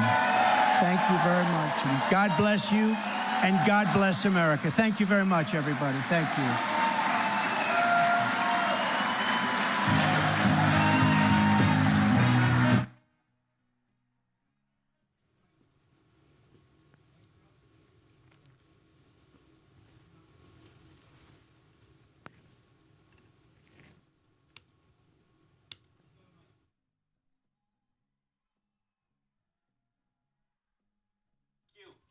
All right, that was the former president giving what was much more of like a campaign speech than a direct response to the charges of the day, going through all the greatest hits, going back to the beginning, Russiagate, impeachment, Ukraine, the whole bit. And also, and this was maybe, I wasn't necessarily expecting this, talking not just about the indictments from today, but going through each of the potential charges that could come against him with regards to documents and fake elector scheme. He talked specifically about Fulton County. And by the way, disclaimer for YouTube, any nonsense that he said about the election is exactly that. So we are not endorsing any of the claims that he made in that video. But what are you guys' top line thoughts, Saagar? I'm stunned at how short the speech was. It comes in at exactly 21 minutes. It's one of the shortest speeches that Trump has given in a while. I've seen him give speeches at like the Easter dedication for the White House, which are longer. But number one was not spending more time going through the specifics, not talking about the indictment. Actually, I thought it was a smart move because he basically pulled back. And I thought it was a bit of a tell, spending more of his time, not even on Alvin Bragg. If you look at, and somebody can go do the statistical analysis, dramatically more time talking about the documents, about the Presidential Records Act, and about the Fulton County, Georgia. It might actually be an insight into his thinking as to where he faces genuine legal and political jeopardy, not actually looking at this as all that much of a threat. One of the most important lines Philip Wegman flagging from Real Clear Politics is that he said that prosecutors wanted him to settle the case, but, quote, I want no part of that. Now, look, obviously, we have no idea whether that is true or not. It's certainly possible, I guess, that it could be true, that they were trying to roll him up or get him to a plea deal just so everybody can get a press release. Roll him up on who? He's the president of the United States. That's a good point. I don't know. It would be more powerful. The UN. Like, tell us what really happens. Who's the Davos guy? What's his name? Oh, Klaus Schwab. Yeah. I'll tell you this: if we could roll Trump up, And it's funny because you were just talking about eating bugs, that's Saagar. true. I was just talking about. I have eaten bugs, just so people know. what They we weren't were that talking bad. about I ate while them in Trump was Thailand. talking. They were I'm not fried doing it. nicely with some nice spices. Not sending me to the pod. What do you guys think? Yeah, what'd you guys think? What was your Yeah, take? it was like a good Billy Joel concert. He's playing all the hits. Yes. Like he was feeling it. Like it wasn't the Trump that just kind of stumbled out there right after the election. I think he very much regretted taking the advice of his advisors who A, said he should announce at that point, and B, said that he should stick to the script and try to be this politician who's like plays within the rules. And he did that, and he's like, now look what they did. They're trying to throw me in jail. So, he's just going to say, well, screw it. What's the point? And it will set him up. It gives him a reason to run his campaign, because now he can just say he's fighting off all of these different forces that are coming at him, which then means that he doesn't actually have to say what he's going to do if he's elected. I almost have this thought. I'm curious what you guys think. This, to me, is like almost the real campaign launch of 2024. Like felt more like his that. original campaign, it was such a snooze fest. We covered it all here live. We made a whole big to-do out of it. And we watched it and we're like, that's it? Like, it's so disappointing. It felt genuine with him, just watching him, meandering all over the place. Chinatown is my personal favorite. We're all trying to figure out, we're like, what is he talking about here? That is a part of a vintage Trump. His energy seemed there. He seemed more in a fighting posture. Krystal, what did you think overall? Yeah, I mean, it was kind of an in-between vibe, because certainly higher energy than the campaign launch, which was almost like very somber affair. Yeah. But he was more or less on script, right? I mean, a short speech. He more or less stuck to the teleprompter with a few little ad libs here or there. So it was like, in terms of the Trump vibe, it was kind of in between. He clearly had a lot more energy than he did at the campaign launch. And a couple things stand out to me. Number one, to your point, Saagar, I'm not sure it is smart strategically for him to focus on all the range of charges, because these particular charges are the weakest of all of them and the ones that he has the most to work with. So I'm actually a little surprised from a tactical perspective that he didn't just like laser in on these and hammer it home and get all the talking points going.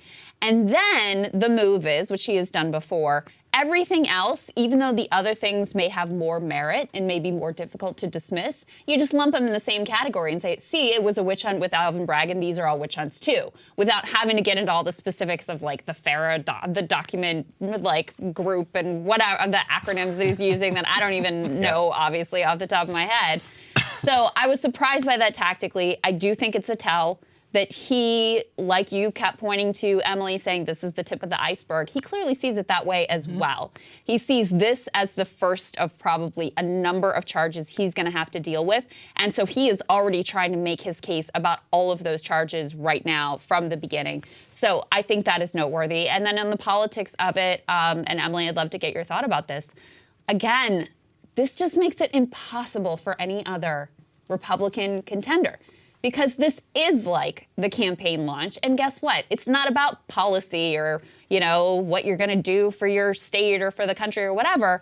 It's about the litany of the attacks on him that he sees as unfair and all the people that are out to get him.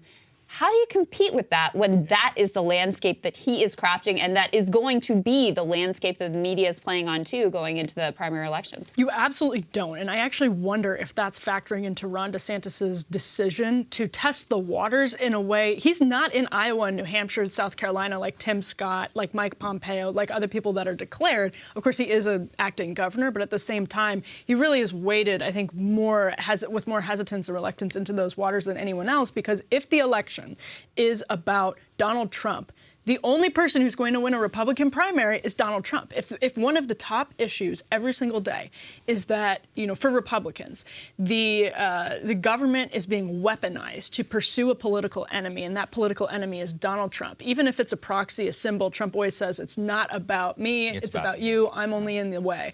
If that's it, he's still the one in the way. So it doesn't make any sense that you could see somebody eating at the media attention. I understand all the arguments that there are different different lanes for different Republican candidates going forward. I get it. But if this becomes the headline news over and over again, now that we have super hungry district attorney down in Atlanta, we have a special counsel probe on the documents. That's, to Ryan's point he made earlier, that was huge in the midterm elections, was forcing the conversation about Trump with the documents. Democrats were very successful in making every candidate who was running everywhere talk constantly about Donald Trump, answer for Donald Trump. It made the MAGA candidates talk. It was like bait for them, talk more and more and more about Donald Trump. He has raised $10 million since the indictment. That is a big That's number. a lot of money. $10 million since the indictment. So not only in the sort of media ecosystem will he eat up all of the different time and conversation, he could also do that with donors. Yes. It's also entirely possible that because he's the high-profile subject of this, he gets all of the funding money. I kept thinking about that too. You know, earlier when I was watching, Joe Biden is the president, and he was the most irrelevant man today. In the middle of his own tenure, the press, the White House, CNN is chartering a speedboat to watch this man plane land. The helicopter shots, the drones. There were hundreds of press assembled outside of Manhattan, and the president of the United States is sitting in the White House, and they, quote, called a lid, like no public events, scheduled at 3:00 p.m. because they're like, no, it's like they're not even involved in any of this. And I just kept thinking about this. The Trump era began the day that he walked down the escalator. It will end the day that he dies. Even when he's not a candidate, he is literally the center of gravity of politics. He was like that even the first 2 years before he decided he was going to run again against Biden. And when you're the center of gravity, how do you run against that? He's almost a larger than life figure. He's not even political. He's metacultural now at this point. Ron DeSantis, what is your case to Republican voters? Like, you know, I saw Richard Hanania say this. He's like, listen, DeSantis won't win because there are not people on YouTube who consider themselves like actual QAnon preachers for Trump who think they're going to deliver. Like, no one is like out there having shrines of DeSantis. Like, he's going to deliver me from Wayfair pedophiles. What you're saying is that there's an opening in the market. I mean, look, I get it. You're right. That's what Counterpoint should start doing. I don't know. But you know who? Listen, go for it. You know who it benefits? Ron You know who it benefits the most to have Joe Biden out of the news? What do you think? Joe Biden. Of course, yes. 100%. And that's the craziness of it all, right? That's the craziness of it. And that's what I was thinking about is, listen, whether they're right or not, and I think they're very foolish and they are forgetting history to be like, we want Donald Trump to be the nominee. That is what Democrats think. Yes. They want Donald Trump to be the nominee. They are more fearful of Ron DeSantis as a contender. The best thing for Joe Biden that could possibly happen is for Trump and the Trump circus to be dominating in the news and Biden to just be laying back and not saying anything. So you have really like a full service economy here. The corporate media on the liberal side is going to be interested in leaning into this. And I mean, in a sense, like we're doing that. I can't blame them because it is historic to have a former president who is being indicted on this charge and probably a range of other charges as well. They're going to be leaning into it and making Trump the center of their ire. Conservative media is going to, whether they want to or not, they're going to have to do the same thing on the other side and focus a lot on these and rebutting these charges. And that's going to be the center of gravity there. All of the oxygen in the political ecosystem is going to be taken up once again by Donald Trump. By the way, Brandon Johnson just went up. Wow, in Chicago. very interesting. Yeah, so guys, most left-wing mayor since Harold Washington. That's crazy. So just to everybody who's watching the stream and who is listening tomorrow when all this is going down, we are actively monitoring the Chicago mayoral results and the Wisconsin Supreme Court. Why don't you give us, Ryan, a little bit of an update on, give us a lay of the land in the Chicago race for people who haven't been following this and are like, I don't live in Chicago, why should I care? Yeah, it's a microcosm of our tough on crime and defund the police debate that we've been having since 2020, basically, with Democrats being told that everybody, that anybody who ever wore a defund the police T-shirt has to be driven out of politics forever. Speaking of Wisconsin. Speaking of Wisconsin, good point. Yeah, exactly. And Mandela Barnes almost won that race that Democrats gave up on him on. So Brandon Johnson, middle school teacher, kind of lefty organizer for the teachers unions, had the support of it's called United Working Families, which is an affiliate of Working Families Party, which has been organizing in Chicago for several cycles now and kind of taking what was a little rump resistance to Rahm Emanuel and growing it into a real kind of democratic socialist base on the city council. And this was their first candidate that they're running at the mayoral level in November, or most first serious one in November. He was at like 3%. And he propelled himself into the runoff, into the top 2 against Paul Valls. He was outspent 2-1. Wow. And so there was a lot of pessimism going in that the money and the organizing from the police union would be enough to swamp him. But it looks like right now he's up by 1,100 votes, and they expect that he'll win the mail-in ballots by at least 10,000. And there's like almost 90% So what would the in. margin of that look like? Like a couple of points? So right now he's up a point, but he would end up winning by maybe 3 or 4 points if the projections hold. Wasserman was saying that Vallis needs a miracle at this point. And it does seem to be a very clear ideological divide between the two of them. And Vallis actually came in first in the initial runoff that knocked Lori Lightfoot, who was the incumbent mayor, out.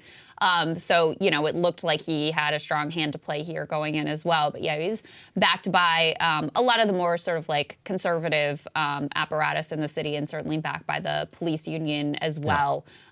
Brandon Johnson was accusing him of being like sort of like a closet Trump supporter kind of thing. It was a very like clear ideological divide between these two candidates. Fascinating. And the Sanders wing's big problem has always been working class black voters.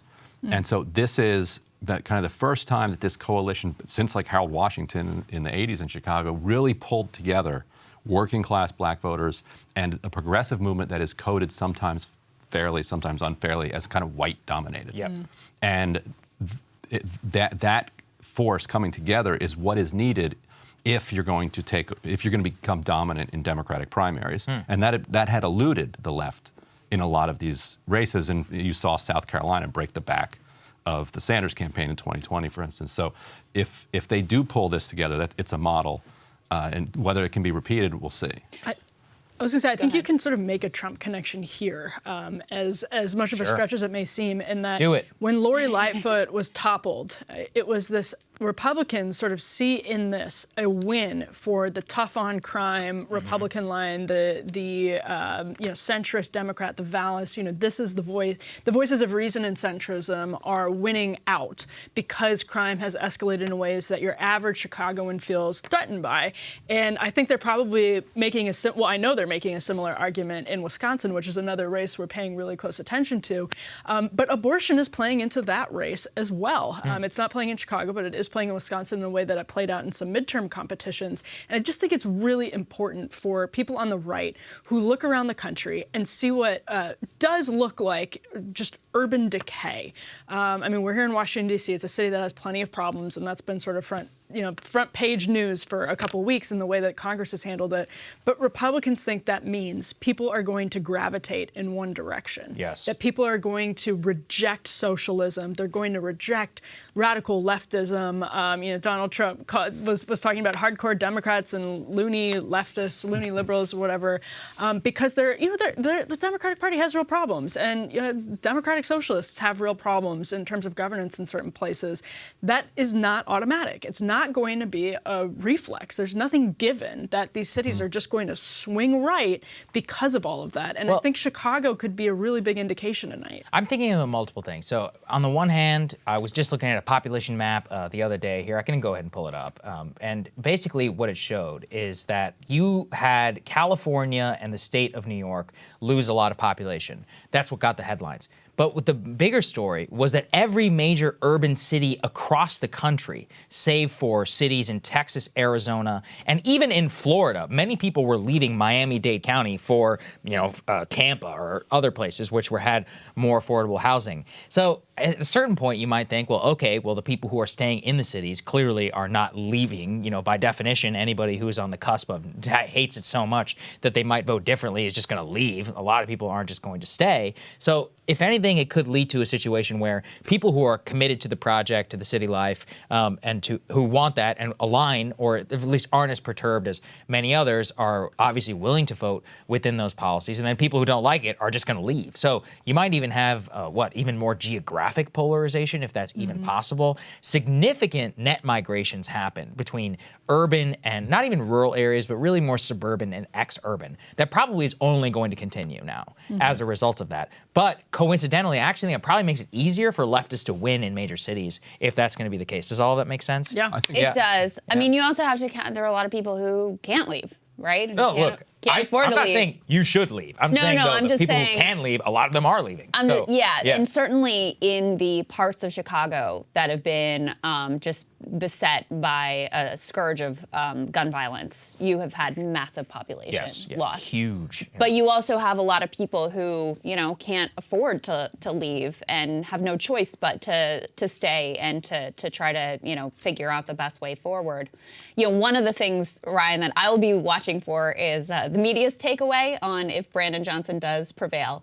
Because anytime like an Eric Adams wins, it's like seen as a referendum on it's the moderates' time and the tough on crime era is here and whatever. And whenever a leftist wins, it's like, yeah, it's a fluke. Doesn't mean anything. Right. Instead of being like, oh, maybe Both are these neighborhoods in Chicago that are actually experiencing extreme levels of violence want something other than just incarceration as a response to that. Like the media could explore that as a possibility if Johnson wins. But yeah, that's not going to. They're definitely not going to take it as like, oh, there's a national backlash against Joe Biden moderate Against centrism. Eric There's Adams, no way. Whereas when Eric Adams wins, it's like, oh, this means everything for the country.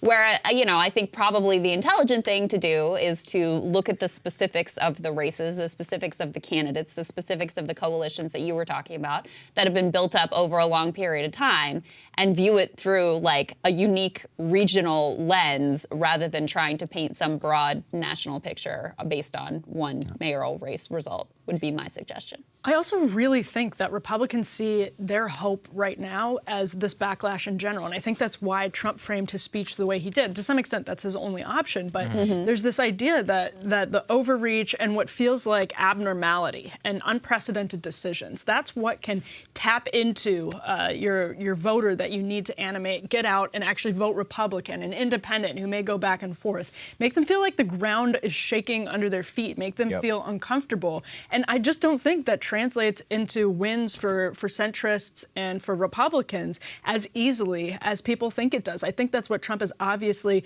to the point that was raised here, about how Donald Trump is trying to tie this into the broader legal fights that he's facing. I think that's very deliberate. It's very deliberate because he's tapping into what voters feel as being like maybe unsettled or new, abnormal in all of those different ways, including with crime. But it doesn't automatically translate. There's no guarantee. Yeah, I think that's a good point. Ryan, we've got one of our guests standing by, but why don't you guys keep an eye on these results too, and we'll get everybody updated. So because Wisconsin polls have closed as well, so we should be getting some results out of there. We will absolutely get them. So I believe we have our guest standing by, control room. We can go and bring him up. There he is, national security lawyer Bradley Moss. Welcome back to the show, Brad. It's good to see you. Good to see you. How you guys doing? Doing good. How about you? Well. Can't complain. It's been an interesting day. Yes, I know. This is your Super Bowl, Brad. I've been, No, the classified documents case, that'll be That's my true. Super Bowl. That's true. That was your Super Bowl. Although, we got a significant amount of that discussion in the speech as well. Brad, so the last time that you were on our show, one of the things that we wanted to discuss was about the potential indictment. All of that was based on leaks. We were specifically focusing on the novel theory of the case. As you said, that's why novel things are novel. They will get tried in court. Now that you've had the chance to both read the indictment and to read the statement of facts, what's your major takeaway from this case? And I know that you've always found it defensible originally. Do you still stand by that? What do you think? What do you think about it? Sure. I think it's still defensible. I do view this as a very bold and risky move by Alvin Bragg. This is a very clear misdemeanor case. If that's all he was bringing, I would have no concerns. I think Trump would be toast. The elevation of this to a felony is based on two basic issues. One is that campaign finance issue, which obviously is that novel theory. The idea that tying it in without actually charging a state election crime, because they can't, because it'd be preempted by federal law, but referencing that for basis of elevating it to a felony, that's going to be a subject of pretrial motions. We don't know how that'll go. That'll be a fascinating legal nerd moment. The rest of us, everybody else will just be waiting to see what happens. But the backup Alvin Bragg has got here is he's referencing state tax crimes as well. That could be interesting. That could salvage things if, for any reason, the election crime provisions go down and reduces this to a misdemeanor. But remember, a misdemeanor is still a crime. There's still a crime here either way. Can you explain that tax piece? Because I, frankly, as a non-lawyer, am a little confused. Because in the statement of facts, clearly he, references that this was used and, in part to engage in tax fraud. Right. There are some details that are given in the statement of facts with regard to that. I read through it earlier in terms of how the payments were structured so that Michael Cohen could recognize it in a certain way on his tax statements. But it didn't seem that that was the piece that he was using to elevate this to a felony charge. So does he have to lay that out now, or can they then in the trial make that case? How does this all work out? Sure. So the next step that the Trump team is going to take, and they're going to take this anyways for a number of reasons, is they're going to ask for a bill of particulars.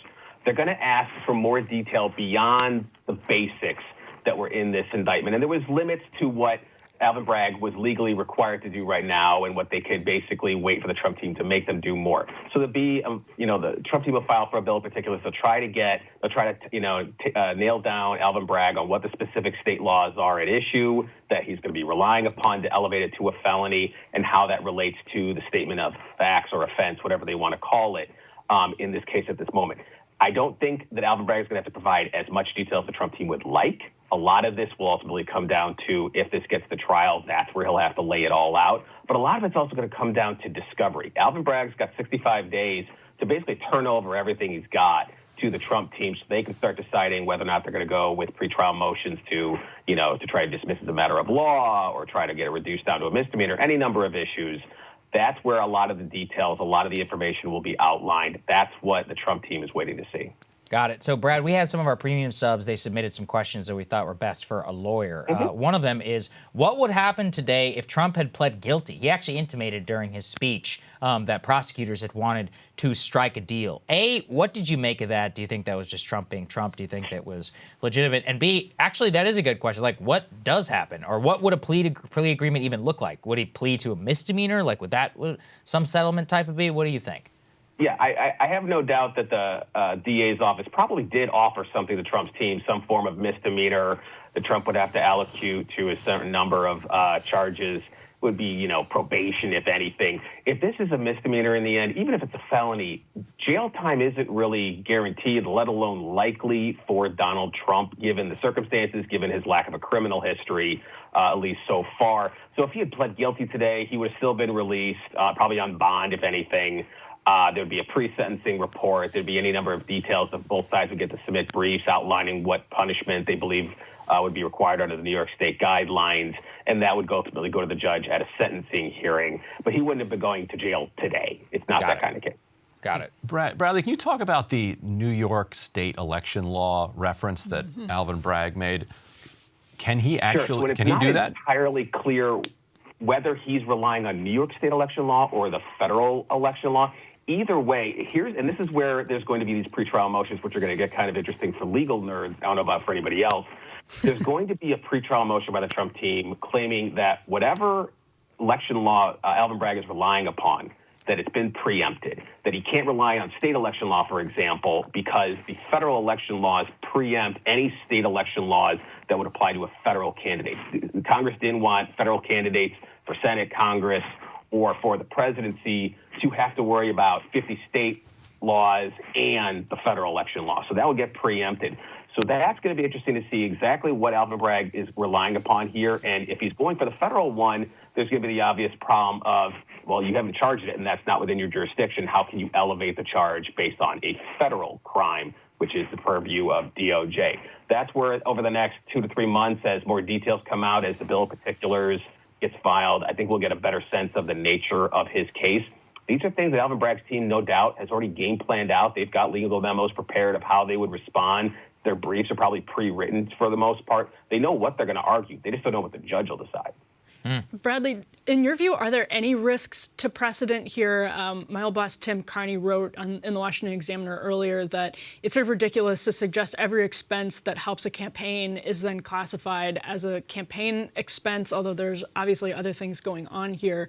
That said, there is a kind of big question looming over it. Does this, Republicans are saying this has ushered in the banana republic era in American politics. Earlier you said there is a question going from misdemeanor to felony, sort of converting that. Jonathan Chait wrote skeptically about that as well. Do you think there are any risks to setting bad precedents here, or do you see this as a more narrow case? I view it as a narrow case, and here's why I'll say that. There is a clear misdemeanor case here, because he used personal funds.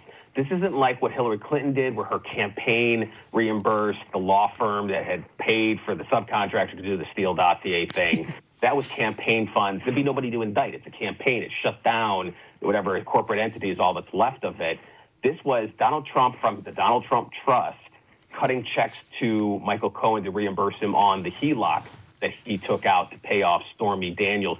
And when the documentation outlining the payment to Michael Cohen was done through business records. That's how he got caught up in this particular criminal provision. So that's very distinctive and very Trumpy-esque like that is distinguishable from what, say, a Hillary Clinton would do or a Barack Obama and his campaign would do. There's no Obama organization to have run that through, and a trust to have run that through to pay off on a hush money deal the way that Donald Trump did. That's what I think makes this a very narrow case in that regard. I don't see that if this fails, or if this goes forward, either way, I don't see this having ramifications for much of anybody else. Got it. So if the Trump campaign had paid Stormy Daniels with campaign money, would he be in the clear here? He personally might have. It depended on how it was documented by the campaign and where what they wrote down in FEC disclosures. But that's an issue of federal campaign laws, and that would be a problem for the lawyers and for the officials in the campaign who handled that. The extent to which Donald Trump personally would have been criminally liable would have been a far hazier issue, but they didn't want the campaign handling it because they knew they would have to disclose all that to the FEC. He didn't want this disclosed to anybody. He was concealing it, and that's what this whole indictment and the statement of offense outlines. This was a 2-year conspiracy to kill these stories, true or not, and I don't know, neither do you, whether or not these stories with Karen McDougal and Stormy Daniels were true, and then to cover up the concealment of them through these shady reimbursements. I mean, I think we have a pretty good sense of whether or not they're true. Go ahead. We have another question from... We don't know. Okay, all right. That's not what's on trial. That's right. So we have another question from one of our premium subscribers. Brian McAfee asked about the statute of limitation. He says, can anyone break down the statute of limitations in this case? Because this was another piece where they had to kind of do some legal maneuvering to make it so that they still had time to charge this case. Yeah, so the problem for Donald Trump here is he left the state of New York. He left first in 2017 to become the president and to live in D.C., and then after 2020, when he lost the election, he moved to Florida. He left the state. And under New York state law, the moment he left to permanently reside somewhere else, the statute of limitations was tolled. It continued on.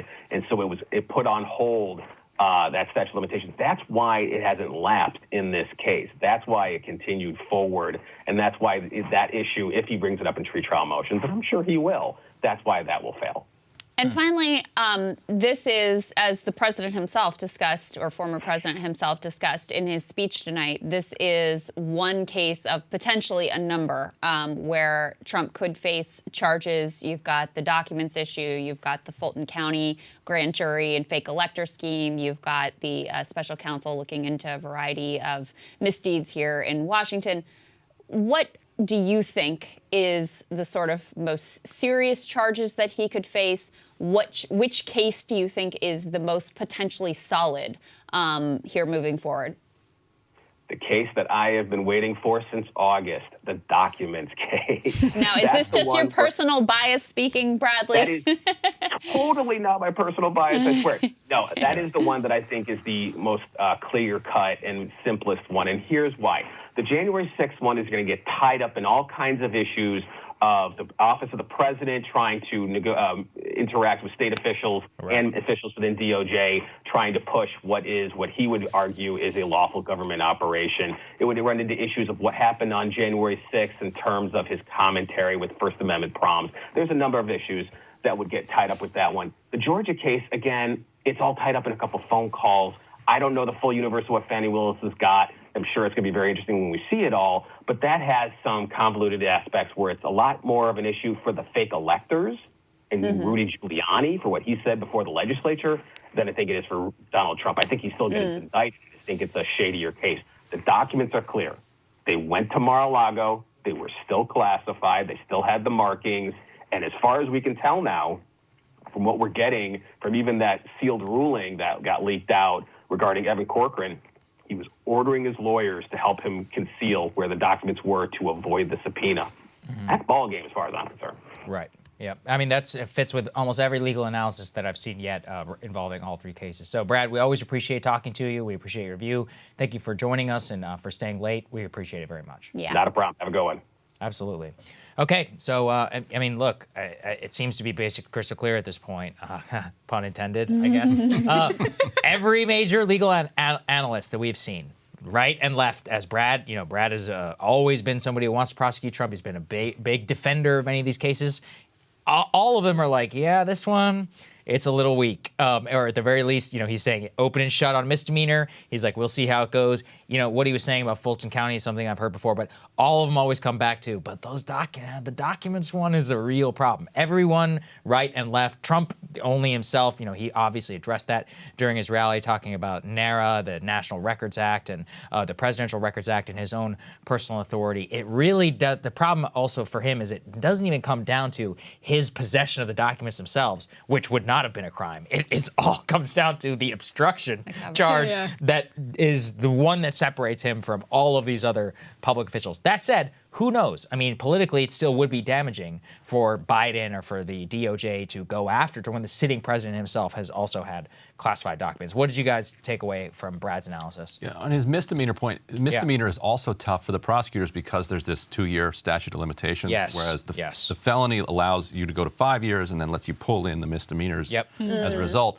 So they're relying then completely on this tolling. They need the felony for that statute of limitations. I mean, they'll say, well, he moved to Florida, so we actually doesn't count, and so we can extend it as long as we want. But you can litigate that, and they could lose that. Yes, that actually answers the premium subscriber question we got from Brian McAfee on, can anyone break down the statute of limitations in this case? The 2 to 5 year, that's why the felony is absolutely key, and that's where Trump pointed out in his speech, everyone, quote, including rhinos and hardcore Democrats, see this case as a weak one. And it's true. I mean, basically, you don't see any full-throated defenses of this particular case being just a knockout. Like, you're just knocking this one out of the ballpark. And I think that's important because, as we talked about earlier, I do think Trump benefits in that murkiness, that when he's able to pitch this as black and white, and that's why he latched onto that to the extent that he did in his speech, I think. But I mean, that documents case, that's the big one. Well, and I could be wrong, but I think that's the case that Trump talked the most about in his speech tonight as well. I mean, he certainly went into some detail about why he felt he had the authority and what a bunch of nonsense it was. And actually, Joe Biden did the same thing, only worse, and they're in Chinatown or whatever. Chinatown. So, it seems to me like he also may feel that that's the case where he is in the greatest jeopardy because it also seems that they kind of got the goods on this one. I mean, they subpoenaed all the surveillance footage. There seems to be somebody on the inside who is very close to Trump, perhaps in his Secret Service detail even, who has been informing on him, or one of his lawyers. It just recently was reported, I believe, by the Washington Post that they had additional evidence that seemed to indicate, even after he had certified, oh, yes, of course, we gave him up, that he personally was like sifting through these files and moving documents around. So could be that one on the obstruction piece is the most clear cut, legally speaking. But, Ryan, I do wonder about, the politics on the legal case may be one thing. The politics of it did become a lot less clear when it was revealed that Joe Biden also had classified documents. Oh, and Mike Pence had classified documents. And then everyone goes, okay, I guess everybody had classified documents, so what the hell is going on here? Yeah, there's a sense among some people that there's never a price to pay for fighting. No matter what the odds, you should always, take your fight, to your opposition, and that this idea that there's capital that you can gain and lose it's not really based in reality. But I think they're wrong, and I think if they spend capital on this Manhattan case and it gets dismissed, let's say, or it just fizzles, then I think it does draw some energy away from stronger cases that they have, like the one you're talking about. So not only would they be prosecuting a documents case, which is tricky because the current sitting president has his own document issues, nowhere near as bad as Trump's. Like you said, he was just flagrantly committing crimes the entire time. Right. But if you have that confusion coupled with a failed prosecution in Manhattan and whatever happens in Fulton, it allows him to build a narrative that there's a witch hunt. One thing that I did wonder, though, as well, is I know, obviously, they'll all claim, oh, we're not considering the politics of it whatsoever. We're just evenly applying the facts and the law. And, of course, that's total nonsense. And, the DOJ folks are these sort of, like, nervous Nelly, like, naturally, personally conservative types, where I think they were probably deeply worried about what it might do to the country to charge Trump. And are you going to have violent clashes? And are you going to have riots in the street? Like, how is this all going to unfold? And, we saw a little bit of protesters getting in each other's faces today, but it certainly wasn't like another January 6th. Right. So I wonder, on the other hand, if you don't have them feel like they have a little bit of cover now and feel a little bit less nervous about bringing whatever cases and whatever charges they have and, seeing what sticks, because they'll be less fearful of like, oh, this is just literally going to rip the country in two. Very, very possible. So we've got our other guest standing by, Josh Hammer. He's the opinion editor over at Newsweek. There he is. He's joining us now. Josh, I know that you watched the speech, and you've also, for the audience, he's also got a legal background, so can speak to a lot of that as well. It's like what we'd like to focus on here. Josh, at this point, I'm assuming you've read the indictment, the statement of facts, and all of that. What do you make of the case on its face against Trump? Well, great to be with you guys. I mean, legally speaking, the indictment today, the statement of facts, when I actually read it, even weaker than I expected it to be. And I had pretty shockingly low expectations for how weak it would be. I mean, we do not know, literally, we do not know at this point what the alleged enhancement crime is that will purportedly take this from misdemeanor to felony. We literally don't know. I mean, the scuttlebutt for the past few days has been that Alvin Bragg was going to try to invoke federal U.S. campaign finance law. Maybe that's the case. I mean, in Alvin Bragg's post-indictment press conference, he also alluded kind of confusingly to New York state law.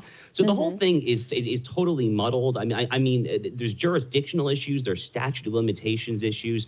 It's really quite farcical on its face, I think. We have a question here that you may be well positioned to weigh in on from one of our premium subscribers. This is from Grace Jean. Grace says, are there other New York crimes that depend on breaking other laws? You discuss how the felony upgrade of Trump's charges depend on proving the crimes were committed in the furtherance or covering up of other crimes. Right. But in this case, may have been federal, though you're saying, Josh, that it's not actually clear, not state laws that were broken. Is there any precedent in statute or common law for other state laws being broken that depend on other crimes that may be based in federal law? I mean, nothing that I can remember from my first year criminal law course at the University of Chicago Law School. I'll put it to you that way. I mean, if I were to go into like LexisNexis or Westlaw and like literally type in certain search terms, maybe I could pull up some rogue prosecutor, some rogue judge out in kind of the middle of the country who did something crazy 20 or 30 years ago. But I mean, to say that this is not normal, I think would be understating it. I mean, Alvin Bragg is a county district attorney. He is a partisan county district attorney who, if he is actually trying to reach for federal campaign finance laws, I mean, again, holding aside the glaring and obvious statute of limitations issue here, he just quite simply has no jurisdiction to do so. And in fact, U.S. prosecutors have looked into possibly trying to prosecute Trump for alleged violation of those federal campaign finance laws, and they have passed on the case. So, I mean, maybe there's some precedent if you deep in the weeds of legal research nerdery, but this is not a common thing. Got it. Well, and Josh, on that question, this is just basic process stuff. What can people expect to happen next for Donald Trump? There's a lot of speculation. Anything can happen. There's already been speculation about what a possible sentence would look like, et cetera, et cetera. What do you think people should be looking out for in the days and weeks ahead? So one thing that I thought was interesting about the speech in Mar-a-Lago tonight, it was a very tight, controlled speech. I mean, to be totally blunt, I actually thought it was somewhat boring. And I think that was probably, I thought that was probably intentional, right? I'm sure his lawyers were saying be boring. I guess on the one hand, that's okay. On the other hand, I thought politically it was somewhat of a missed opportunity. But clearly, and the reason I raised that, Emily, is because clearly his lawyers are already in his ear. So it'll be interesting just as a matter of kind of the Truth social media stuff to see like whether the tone actually comes down a little bit. As far as the courtroom stuff, I mean, you're probably going to see a lot of cross motions filed, a lot of kind of lower profile stuff. Trump's team quite possibly will make a motion to kind of move venue from Manhattan, at least to get this thing to Staten Island, which is the only New York City borough that is even remotely politically heterodox, where he might get anything remotely approximating a fair jury. So I expect some kind of motions on both sides to kind of take up a lot of the court's time. But as far as possibly getting to a jury, if that really is where this ultimately heads, that would be many, many months down the line, probably late summer or early fall, I think. I want to ask you, Josh, the question that I asked our last guest, which is of all the various legal jeopardy, not just these particular charges, but, Fulton County and the document situation and January 6th and fake electors, which do you think is the most difficult case for Trump, and which do you think that he faces the greatest legal jeopardy?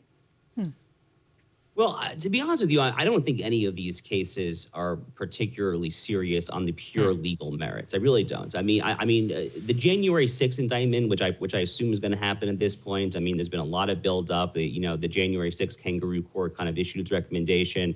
Merrick Garland, from my perspective, has been kind of sicking the prosecutorial apparatuses on conservatives for a while now. So I expect him to kind of go forward with something January 6th related. But there's very direct First Amendment case law that really protects what Trump said at the ellipsis that day. So I don't view that as particularly legally serious.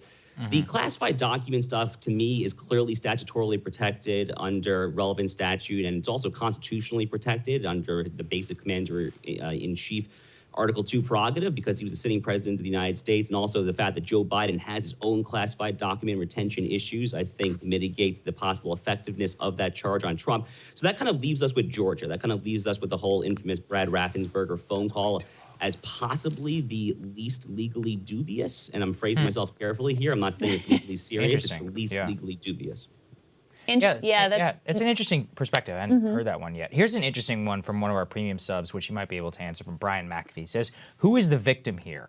I have to remember from my law school days that who is the victim, and did Trump have mens rea? I'm assuming I said that correctly. I'm fairly sure I was taught a mens rea was required for a criminal charge unless it has a strict liability crime. I am struggling to find Trump's guilty mind here to prosecute. First of all, explain what the hell he's talking about. Second of all, answer the question. Yeah. All right, sure. So a criminal law 101, there are two components for a crime. There is the actus reus, which is the Latin term for the literal kind of actual act, the actual conduct. And then this questionnaire is correct. You also need the relevant mens rea, which is kind of the subjective mindset.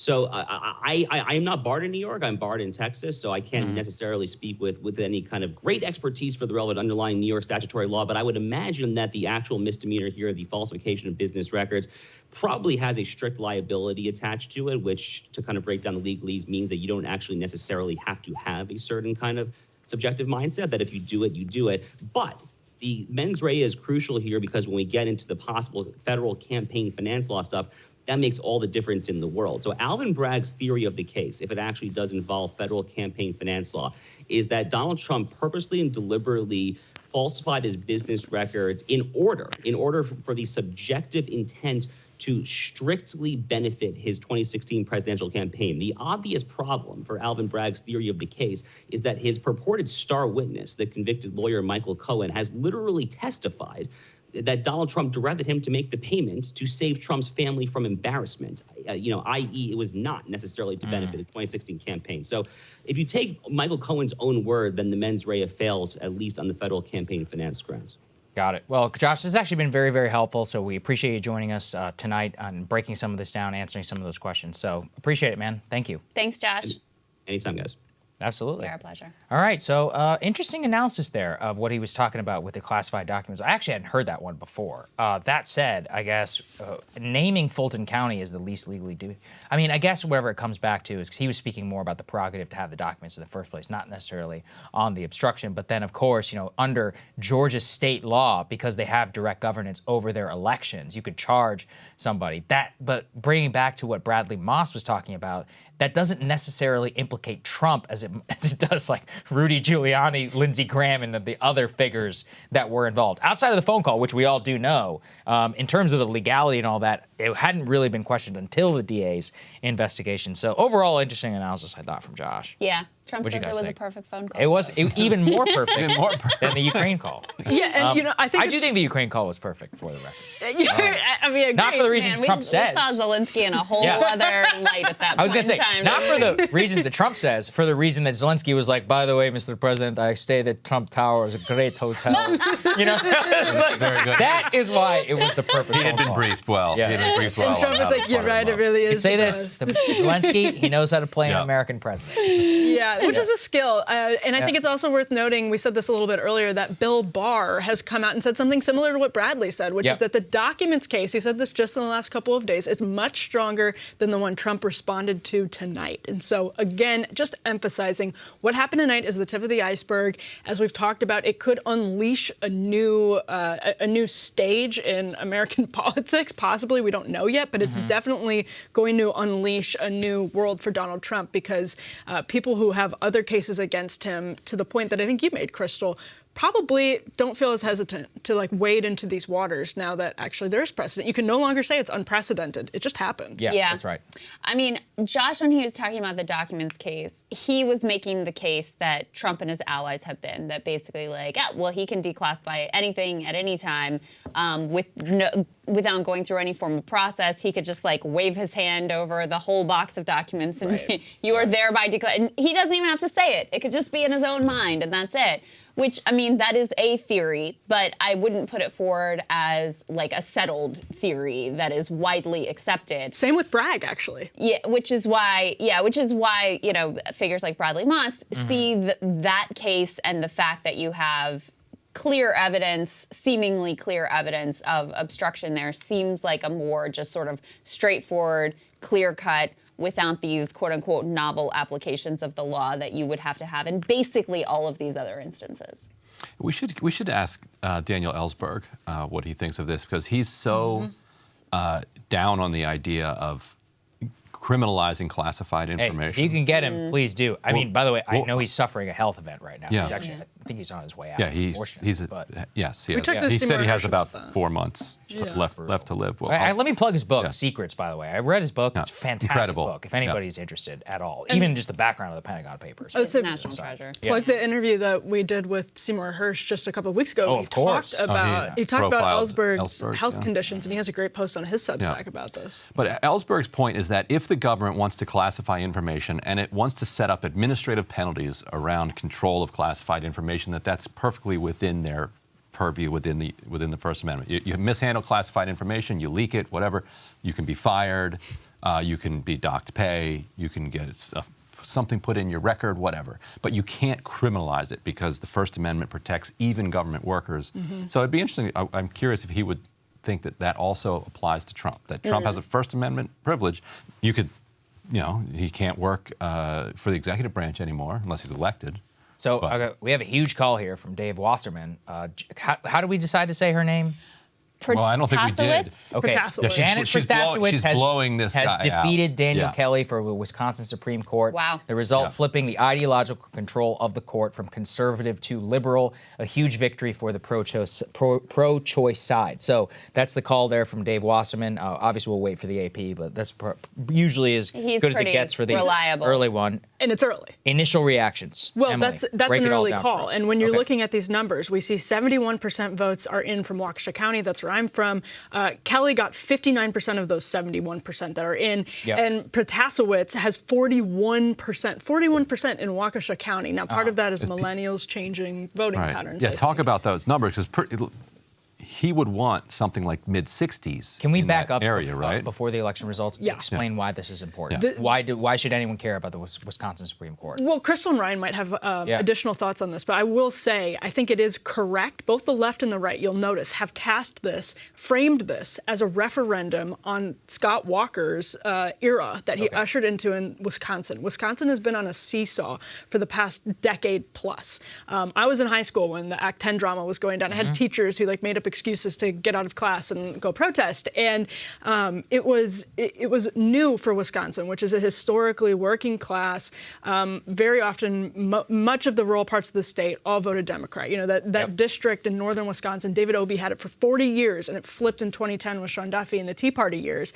Wisconsin has been on the seesaw, going back and forth. Scott Walker lost, and it's who's going to win based on turnout, who's animated based on turnout, and that's why when Wasserman says this is a big win for the pro-choice side, that's because they animated voters on this abortion issue. They successfully got more pro-choice voters out than they did pro-life voters in a state that was seen in the corporate media as being this beacon of the conservative movement. The conservative movement had taken over Wisconsin, and it just was never true. It was never true, and all of these different Act 10 issues, abortion issues, gerrymandering issues are in front of the Wisconsin Supreme Court and will be decided by the Wisconsin Supreme Court. Right. So this is huge. Go ahead, Right. Ryan. And so far, abortion rights have been on the ballot in Kansas, Kentucky, Michigan, now Wisconsin, and every time abortion rights voters have come out and upheld them. Interesting how that works, huh? How about that? Yeah.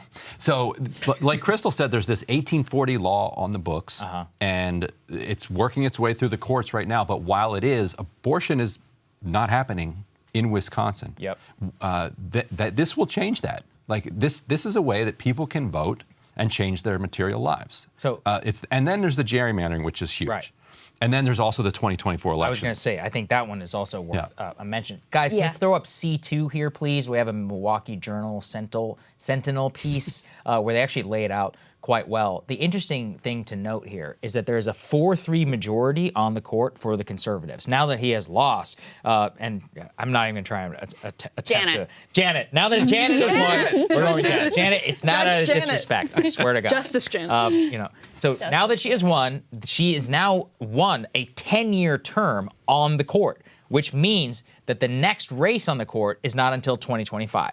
So we have a 2-year period here where 4-3 liberal majority will stand. At a time when abortion is directly before the Supreme Court, voting is before the Supreme Court on gerrymandering, and critically, all of the Stop the Steal efforts that were happening in the Wisconsin state legislature during the 2020 election, which might have been challenged if there were any Republican victories in the state legislature that might have led to attempts to decertify or have a different interpretation of electoral college law. All of that will now be before a liberal court in a direct flip on the issue. So people forget that Trump's challenge in 2020 was rejected 4-3 by the Wisconsin Supreme Court. Yes. If he had won that changes everything. Right. Because he could have been president. Democrats were able to say it's been seen by 50 judges, and all 50 have thrown it out. Get out of here with your nonsense. If they had won in Wisconsin, all bets are off. And by the way, my understanding is the one conservative who sided with the liberals on that, it wasn't on really the merits of the case. It was on some procedural standing issue. And so there was very deep concern that if you end up with this conservative majority, that next time around, they may not go the way that they did this time. So that was certainly incredibly important. I just want to underscore the abortion piece, though, because I do think this was central. And, anecdotal reporting from the ground is that every voter was basically like, I'm here because of abortion. I'm here because of abortion. Because it is super real and it's super tangible and it's, super present in people's lives right now. This law is currently in effect. It is winding its way through the courts, as Ryan said. And now Justice-elect Janet was quite explicit. I mean, we're used to this game that Supreme Court justices play. Oh, I'm gonna, I don't want to opine on cases that. No, she was pretty clear. I do not think this is appropriate. Some 1840s law is certainly, women couldn't even vote then. Certainly we shouldn't be abiding by that law. So she was very clear about how she would vote on it. And I do think that was probably the dominant issue. to speak to Emily's point about the political dynamics in the state, voters have more often than not in statewide races elected Democrats. But at the legislative level, it is wildly different. Republicans have so much power within the state legislature because of this post-2010 gerrymander. And I know we can talk about this in your eyes glaze over, but they only need to win like 40% of the vote in order to win majority in the state legislature. So you have a situation where, a party that has lost statewide repeatedly and lost the popular vote repeatedly still has all of this power in the state. And that's one of the other issues that now Justice-elect Janet has talked openly about how she does not think that that is appropriate and would take a hard look at these lines that have been drawn. So huge, huge stakes here in terms of reproductive rights, huge stakes in terms of gerrymandering, and of course, from a national perspective, certainly huge stakes for future Stop the Steal election nonsense. The congressional delegation of 8 is 6 Republicans and 2 Democrats, like that alone. And it's in a 50-50 state, and they have borderline supermajorities, right, of Republicans in the state legislature. Well, and this is where I would say Wisconsin Republicans have gotten way too comfortable. I made the same argument in 2018. Like a monopoly.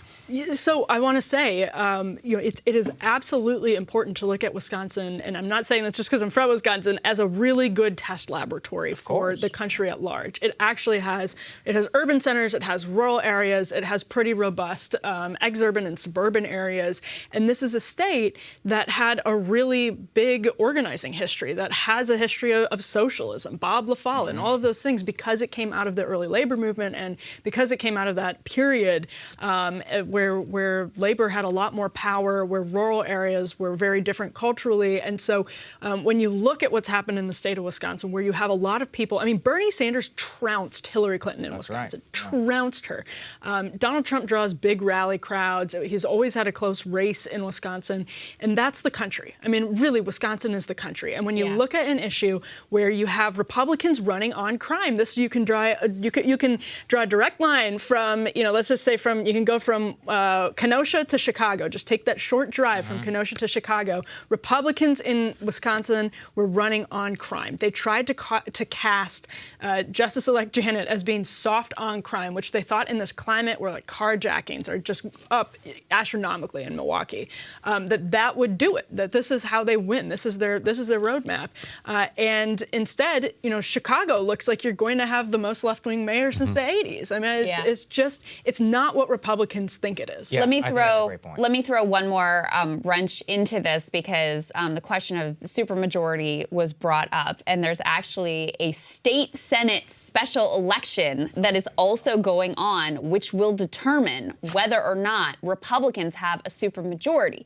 And this also connects to the state Supreme Court seat that we have been discussing, because some of them have already openly been saying that if they get that supermajority, they're going to impeach Justice Janet right away.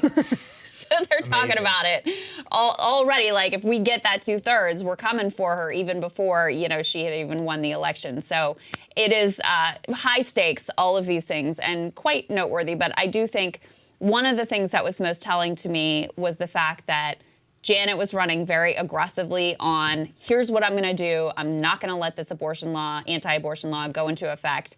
And Dan Kelly, the conservative candidate, was more like, I'll talk about that when we get to it. He took more of the typical line, which shows you that he was much less comfortable talking about the issue. Dr. Oz. Looks like the Republican is up by about 100 votes. Okay. In that special election. Well, how many more votes to be cast? It was 86% in, and there's 63,000 pretty close. votes. Wow. I will say nail biter. Some real breaking news coming from my iPad right now. From my mom, Krystal is right.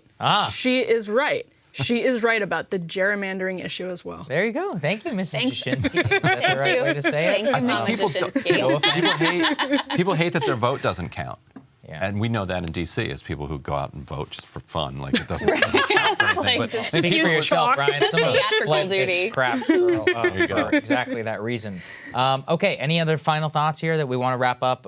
Maybe on Chicago. I know that we still don't have the exact cut there, but Wisconsin, obviously, the fact that we were able to even make a call here tonight on the stream is actually pretty incredible. Yeah. So, Should we what do you think, Krystal? should we end the stream by making fun of CNN? I think that'd be a good Sounds good. unifying This is note something- for everybody here Yeah. at the table, everybody out there watching this live. I alluded to this before. I just could not believe it. Let's go ahead and put this up there on the screen. So on Monday, on Tuesday, when Trump was arriving in New York City, let's put the tweet up here, please. D1. CNN literally went out of its way to get a camera on board a speedboat, which they chartered, trying to capture a few second shot just of Trump's plane landing in New York City, in addition to an aerial helicopter shot that they also had going on. Now imagine the mechanics that are going through here. We're hiring a freelance cameraman, we're having a live camera link to this individual. We are chartering a speedboat. Is it the Hudson River? Whatever That'd be the East River. Whichever river is there near LaGuardia, that's half of that. We also have video of what this major investment looked like. So guys, let's go ahead and play this for the audience. If you're watching or if you're listening on Spotify and if you're premium, I urge you to open up your phone whenever it's safe to actually watch this. Let's go ahead and play it for the people. D2 here, please, for the VO. It is just absolutely incredible. Let's take a listen.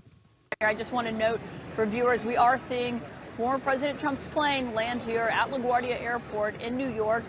That is his flight that he is taking before he is going to make his way over here to Trump Tower, Phil and Dana, before he is going to be arraigned tomorrow. That, of course, is a Look at the mastery of that shot. Wait, where'd they get the second shot? That was the helicopter, Ryan. They have the aerial shot. What if they got a drone and they have too, the and they all speedboat shot. crashed? Yeah. think about the astronomical amount of money that was spent on those two individual shots. That is what their news gathering dollars are going towards. Bottom line is everybody need a premium subscription so we can get a Breaking Point. Yeah, that's right. We need a speedboat. For the next Trump indictment. Yeah, you're right. I say CNN has just gone through, sadly, a round of layoffs and is like cutting essential travel and shit, and yet it was that. How expensive is boat gas? Boat people tell me that boat gas is very expensive. It's very, very expensive. What are we doing over here? You went below deck. Huh? Yeah, that's true. That's true. Shout out to Captain Lee. Captain Lee. It reminds me. Do you guys remember when CNN did that like whole hologram thing? This was a while back. This is vintage. I remember being in school watching this, and it was like, I can't believe this is real. It was like there's no point of this other than just like you apparently have way too much money to spend. But at this point, they're literally talking they're job cutting. They're doing all this. They have a helicopter hovering. First of all, I actually have a lot of questions. Why is a helicopter able to get that close to an that's a little active close. airport? And to a runway, given what we know with Buttigieg and the FAA, I'm not sure. Two, the speedboat thing. Yeah, I mean, just the sheer amount of resources that they're expending on this entire circus. It just comes back to like Trump was great for ratings, and for all the talk of Chris Licht saying, "Oh, we're going to move away from Trump," all of this. The day he's back, they went all. That's a Jeff Zucker playbook move. Go all out that you can for Trump. So because it they wasn't haven't changed working. it all. Because it isn't working. Yeah, because it isn't working. And so now they're right back to their bread and butter. Right. It's just unbearable. So anyway, there you go. Now, if they went stripe fishing, like off the boat afterwards, then maybe they chartered like. Maybe it'd be worth it. They had a little company retreat on it afterwards. Company retreat on the Some team building. Yeah. Don There you Lemon go. was As eating Krystal said, Trust become a premium subscriber so that we can get a boat, and I guess we could opt. No, we would never spend your hard-earned money on shit like that, which is why their business model is bullshit and our business model is not. We spent our time here. Wow, we've been up here for almost 2.5 hours. Trump only spoke for 20 of it, so that's pretty wild. Breaking all this down for you. We brought you the Trump indictment, the pre-show, I guess, like everything that happened after the arrest. We reacted to the speech. We were able to call some elections here and all that live. Thank you all to our premium subs who not only submitted questions that were actually great for our legal guests, but also just for enabling the work here. You know, it costs a lot of money to put on these streams.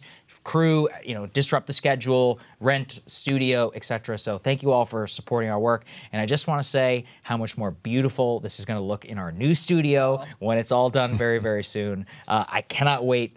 We really can't wait to reveal that to everybody. It's a boat. Going to look so awesome. It's a boat. Yeah, the actual truth is it's a boat, and that we're retiring. No, it's going to Joe look great. Manchin's because he's going to the White House. You are all absolutely going to love this.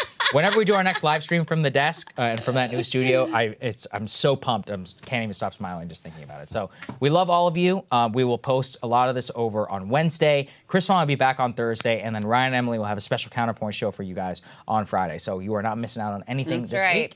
We'll see you later. See y'all. See you then.